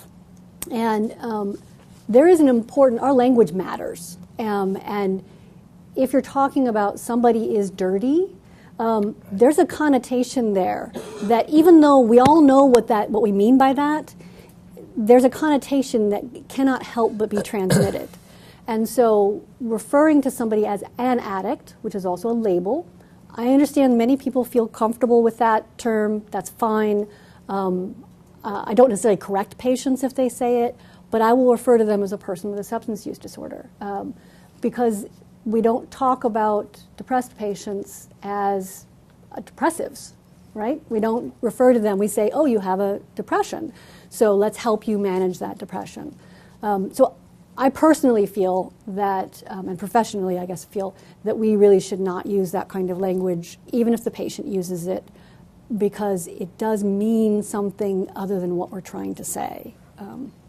That's terrific. Thank you. This one I'm going to answer. Okay. This isn't my question. Somebody sent it in. How can we, including APA, mobilize resources and interventions for real-world hot points of opioid addiction, such as that spotlighted now in rural West Virginia? So the question is really, what can we do and what can APA do? You can also answer. I just thought I'd put a plug in for Division 50 and say to anyone who's interested, please contact me directly at University of Kansas, because as president-elect and president next year, that will be that's been an important goal of all of us who've been presidents of Division 50, but we especially want to increase that effort by doing things like that.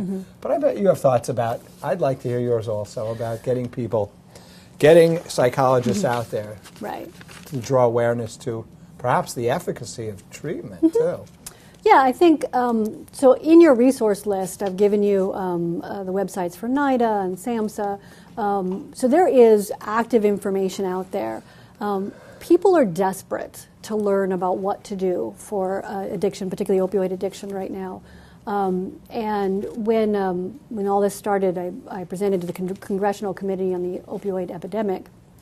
And I was very impressed by the representatives who came up and talked to us and who were desperately looking for something to do with their constituents. They say, I have families coming up to me at every town hall who want to know what they can do.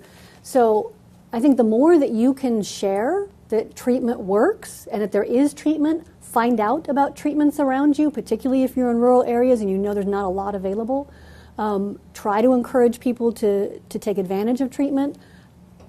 I would even say, if you're interested, contact your congressperson and say, we need more treatment, we need more funding for treatment. Contact your governor, because it is important and people are looking for things to do. They're looking for us to tell them what to do. And sadly, psychology has at times not really been willing to step into that that component. I mean, Division 50 is a relatively new division.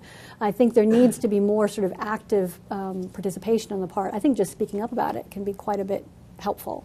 Yeah, I want to put a strong plug in for Googling the C-SPAN congressional hearing where Dr. Jessica Pierce, P-E-I-R-C-E,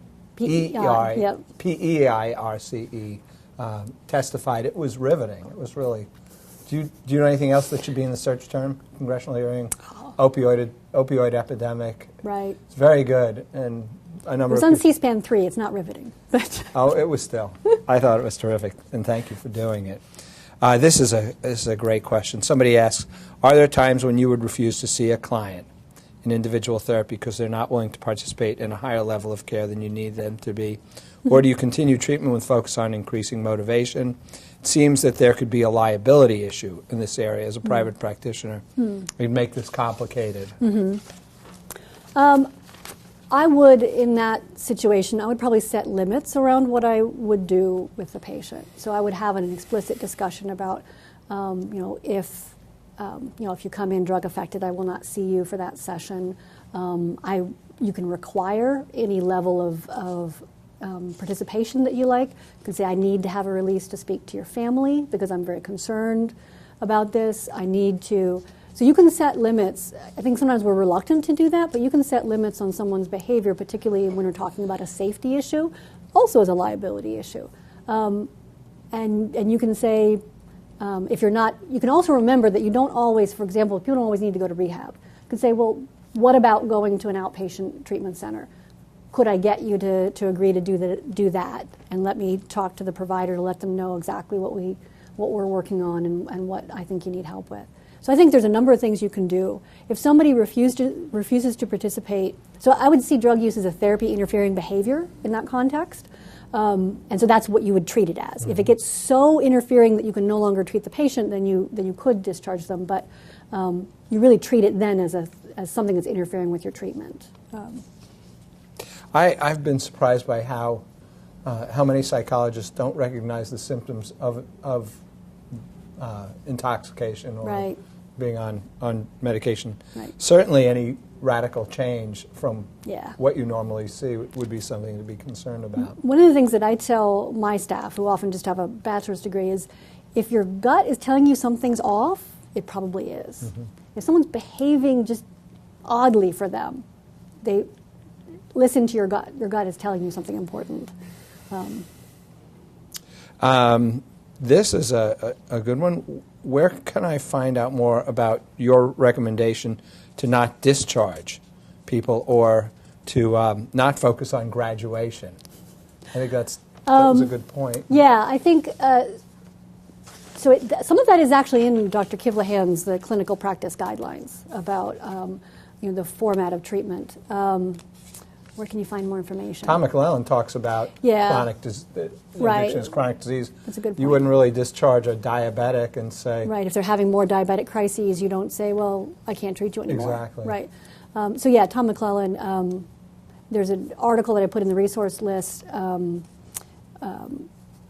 by Tom, I think, in 2000. That gives a nice sort of description of the way to think about chronic and severe substance use disorder and how to treat them. So Tom McClellan's group, TRI, Treatment Research Institute in Philadelphia, Pennsylvania, does a great work with sort of helping people understand and about substance use disorder. So that would be another place to look. Terrific. This is, I keep saying this is a good one. That's because they're all good ones. Is substance abuse highly associated with trauma? Is heroin abuse highly associated with sexual abuse? So comorbidity, anything more on comorbidity, or Right. whether it's diagnosed or recommendations for treatment? Right. So this is, this was actually in my bio. So that's my area of interest is PTSD and trauma exposure in substance use disorder, and particularly in opioid use. And the evidence is that it is, Dr. Reed also went over a lot of comorbidity as well. The evidence is that trauma histories are pervasive. How it's related to the drug use is a bit more equivocal. while there is quite a bit of traumatic event history in people with substance use disorders, and the more severe, the more likely, it is not necessarily sort of immediately predictive of drug use. So there's a relationship, but it's not necessarily as clearly linked as we would like it to be. But there's certainly evidence, and I've done some of this work, different people have done some of this work, that treating PTSD in particular can be very helpful for patients who have substance use disorders. They sometimes still have a substance use disorder. It's not necessarily the same thing, but it can really help them not, in my research, not drop out of treatment, be able to participate in treatment. And sometimes there's been a resistance to treating PTSD in that population, worrying about what might happen, but there's absolutely no evidence that drug use increases or that it's problematic for the patient. In fact, it's helpful. Great. I, for one, had a little bit of a phobia about learning about psychopharmacology because that was not my background. And so when I heard about drugs, even methadone, buprenorphine, and naloxone, naltrexone, I was a little skittish about even talking about it. But I find the more I learn, the more interesting it gets. So can you say more about even what an opioid agonist versus antagonist is, and which is which, and what a full versus partial? Okay. So an agonist is a medication that mimics the drug that you're trying to replace. So a full agonist, and it has all the same effects. So the effect downstream is the same. The reason that methadone works for heroin or other opioids is because it has a much longer half-life. So the amount of euphoria that it produces is less, and the amount of withdrawal it produces is less, and it's stretched out. A partial agonist fits the receptor, but doesn't have the full effect of the original chemical, or what usually would fit that receptor. So that's agonist and partial agonist. What was the other question? Yeah, an antagonist. Oh, an antagonist. So an antagonist fits the receptor, but has no effect whatsoever. It's placebo on the... It's on the downstream. There's absolutely no effect. So someone who does not use opioids or hasn't used them recently and takes an antagonist, they will not feel any different. There's no effect. There are drugs that will block the receptor and make you feel worse, but that's not what the antagonist is. If, however, somebody, and so here's the example, this is what Narcan is. If somebody has opioids on board, so some of their receptors are filled with opioids, and they take an antagonist. The antagonist, particularly naltrexone, is more, or naloxone, is more, they're both antagonists, has more affinity for the receptor, so it will kick the opiates off the receptor, and that's what produces withdrawal. So now you're suddenly throwing somebody in withdrawal because you've kicked all the opioids off the receptor. So that's what Narcan is. So when we administer Narcan to somebody who's overdosing, the standard instruction is you administer it and step back, because people will come to life and they will be feeling horrible. They will be feeling awful, and sometimes they come up swinging because they're not aware that they were dying. Right? So they completely, their brain shut off and they were not aware that they were dying. So sometimes you have to tell them, yeah, you were dying, you were turning blue, and I know you feel awful right now, but I saved your life. So. Wow, that's great. Thank you very much. There's so many different ways to read this great question. You can just read it simply. In terms of drug assessment, please detail why we don't include tobacco and caffeine as mood and mind-altering substances. Or you can read it as, why don't we? Why don't we? I actually think you should screen for that as well. When I'm talking about treatment in the real world, we don't typically send people to rehabs for tobacco use. That's why I didn't want to necessarily go into that in more detail. But I think you should. As I said, tobacco has the highest morbidity and mortality of any substance, so we absolutely should be working on smoking and other tobacco use. I believe, I may be wrong, but I think Dr. Kivlahan may have said that people are more successful quitting multiple chemicals versus an individual one. Patients never believe that. Right. They think it's going to be too hard. It's going to be too hard. Like, let me have this. But in fact, the evidence is pretty strong that if you quit everything at the same time, it's much better than trying to quit one at a time. There are always good questions about 12-step programs and how to advise and who to advise and how to deal with people who are resistant, or how to deal with people who say it's the only thing that works. So this question, and please feel free to riff on any of those, questions from your experiences with people's use of 12-step programs. I wonder how helpful you find use of AA as a simple supportive therapy. I like that you use the word adjunctive in your talk. Simple supportive therapy for persons in recovery in addition to other evidence-based treatments. And this says perhaps we will cover it later because they took our advice and sent that question in very early. Okay. I still think there's value to saying as much as you will say about. Yeah, I think so. We really do in our treatment. We really do see it as a component of social support. That said, we recognize that not everything is for everybody. It's sort of a thing that you say in substance use disorder treatment. But so we will talk about other ways to find fellowship, to find social connections. So we may say, so if you don't think that AA or NA is for you, first thing is to try different meetings, because different meetings are different, have different people. As you try them, just see how they are. It's unlikely to hurt you to go. Could, but unlikely.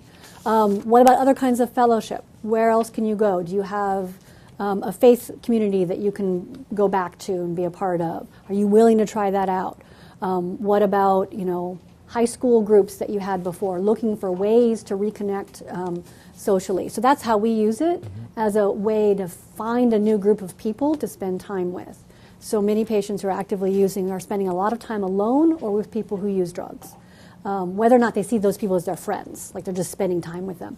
So I tell patients, so count on one hand the number of people you know by name who use drugs. Count on the other hand the number of people you know by name who don't use drugs. Which one's heavier? So it doesn't matter that you don't think these people are your friends. If it's really unbalanced, then you need more people in this category. How can you find those people? So that's where it plays a role, I think, in treatment. So emphasizing it as a support system. As a support, yeah, social support. Do you know anything about GHB? A little bit. Good. This person wants to know more about GHB, and in particular, your thoughts about self-use and abuse of GHB. So how do you help such patients? So if you'd start with what is GHB? Right. So GHB is Rohypnol, I think. So it's one of the club drugs. It's in the category of ecstasy and those kind of things, or now called Molly. I have no idea why. So what do I know about those? So the population who uses those drugs tend to skew younger, and years ago when raves were more common, they were used in a rave context. Ketamine or Special K is also in that category. So people can use it largely in social situations. They tend not to use it on their own, like being alone in their house. It tends to be more a social and interactive kind of drug. And it tends to be more adolescent or late adolescent, early young adult population who use that. Very good. Thank you. I don't want to leave anyone out if they have questions. What I've been told over and over again is, go with these questions, we like them. So I will keep going. I think I know your answer to this question. Do you think it's appropriate for a psychologist in private practice whose primary, I think this is about stepped care, whose primary practice is mood disorders but has basic training on addiction recovery to treat active substance addiction in a new client who's looking to start their recovery journey versus referring them to inpatient setting? I'd love to have you also talk about what happens in an inpatient setting. You started you started to talk about it by talking about treatment usually being group and paraprofessional. So what should this person do? What's good standard of care? And for us, for those who are generalists, and then finally, these paraprofessionals, who are they, where do they come from, and what are they doing? So I think you certainly can initiate treatment for somebody, depending on how severe the treatment is. So that's where the SBIRT sort of model can really help. If you're not, you want to be careful not to practice outside your field of competence, of course, but if somebody's talking about, and they have a relatively mild form, and this is something that you think that you can talk through with them, absolutely a lower intensity of care is a place to start. If it doesn't seem to be helping that much, then you might want to refer them out for treatment just like you would for anything else. So if somebody, again, conceptualizing it as any other psychiatric disorder, if somebody was depressed and you treat patients who are depressed, and you work with them, and then you realize, wait, there's a heck of a lot more going on here than I was aware at the outset.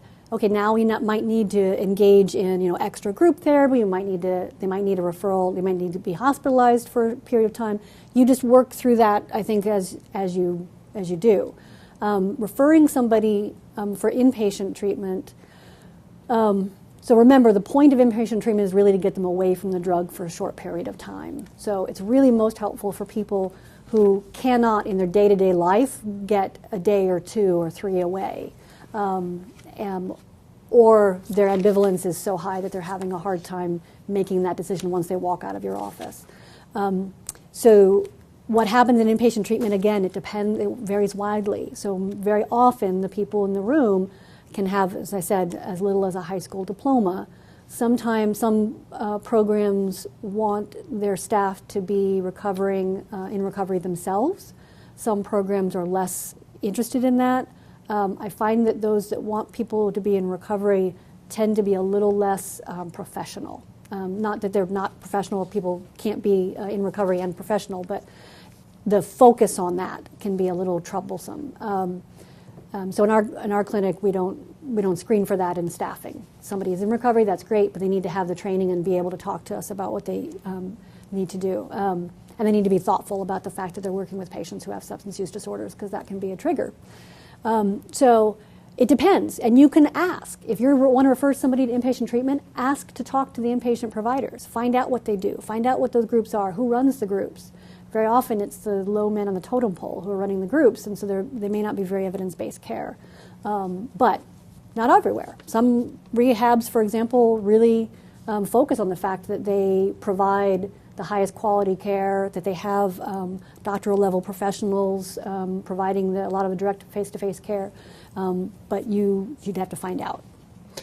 Yeah, it's hard to imagine how somebody who has been wildly successful in overcoming their own addiction, how they could be objective about what works when something worked so well to save their lives, right? If it saved my life, it can.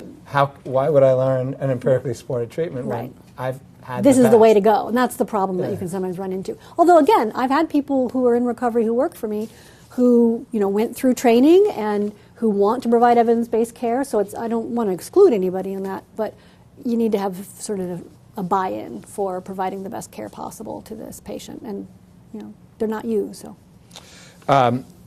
None of these end without a question about marijuana laws changing. So we got to have that question in every one, and we don't have much time left, so that one can't miss that one. All right, so here's my standard response, because patients ask me this too, right? So we also don't recommend that someone drinks alcohol if they have a substance use disorder. So we do not recommend that patients use marijuana, even if it becomes legal.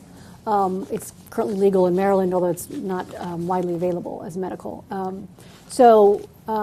Because it's contraindicated, any of those drugs is contraindicated in somebody who has a substance use disorder, for 2 reasons. One is, for our patients, they're usually on a medication they should not mix with other drugs. And 2, because they already have a substance use disorder and they are very high risk of developing a substance use disorder to a new drug that we know is addictive. And yes, marijuana is addictive. Yes, it creates a tolerance and dependence syndrome, and it can be a very tough drug to kick, by the way. We've had patients who have had terrible consequences and are still having a hard time stopping. Well, it certainly substitutes for good mood regulation for so many people. So figuring out how they'll regulate their own emotions after. A lot of our patients use it for appetite as well, which is a problem. We only have a few moments left. What about responsibility for treating people with addictions? They can get themselves into a lot of trouble. You imagine someone with panic disorder or even generalized anxiety going home and doing pretty benign engaging in benign problematic behaviors. To what extent are we, when we treat people with addictions, do you think responsible for their behavior? Even somebody who comes in who may have alcohol in their breath and they say, it's just because I drank last night, and and they say, thank you for this visit, I'm leaving now, and it's done and they leave. Things like driving under the influence, Right. things like potential for accidents and any Right. harm. Even a personal sense of responsibility. Right. And I think that's something that you have to come to think about before you start treating somebody. And that's where elements like harm reduction come into play. That's where you talk to your patient about, if you come in, you can have a breathalyzer in your office. You can buy one at Costco. And you can say, if you're positive on the breathalyzer, I'm not going to let you drive home. We're going to have to call somebody, or call a taxi, or call somebody from your family to come get you. So I think we have some responsibility. If it's a matter of the other consequences they're receiving, if outside of our treatment, again, parallel to other psychiatric disorders, if they're not going to work because they're panicking, we don't have a responsibility for them not going to work. We're there to help them managing that. If they're not going to work because they're hungover, it's the same problem. So it depends on degree and how close it is to your work with them, I think. Thank you. So, thank you, Dr. Jessica Pierce. Thank you. Thank you all for being here. Thank you again to APA and NIAAA and NIDA for making this possible. Thank you to Joseph Clark, the student at the University of South Dakota in the clinical psychology program, for volunteering to act as our patient. Thank you to the people in the committee, and thank you for all of the good things on behalf of all the people you will help who suffer with addictive behaviors. Thank you for taking care of good people who really need your help. It's been a pleasure again. Good. Thank Great. you. Great. Thank you.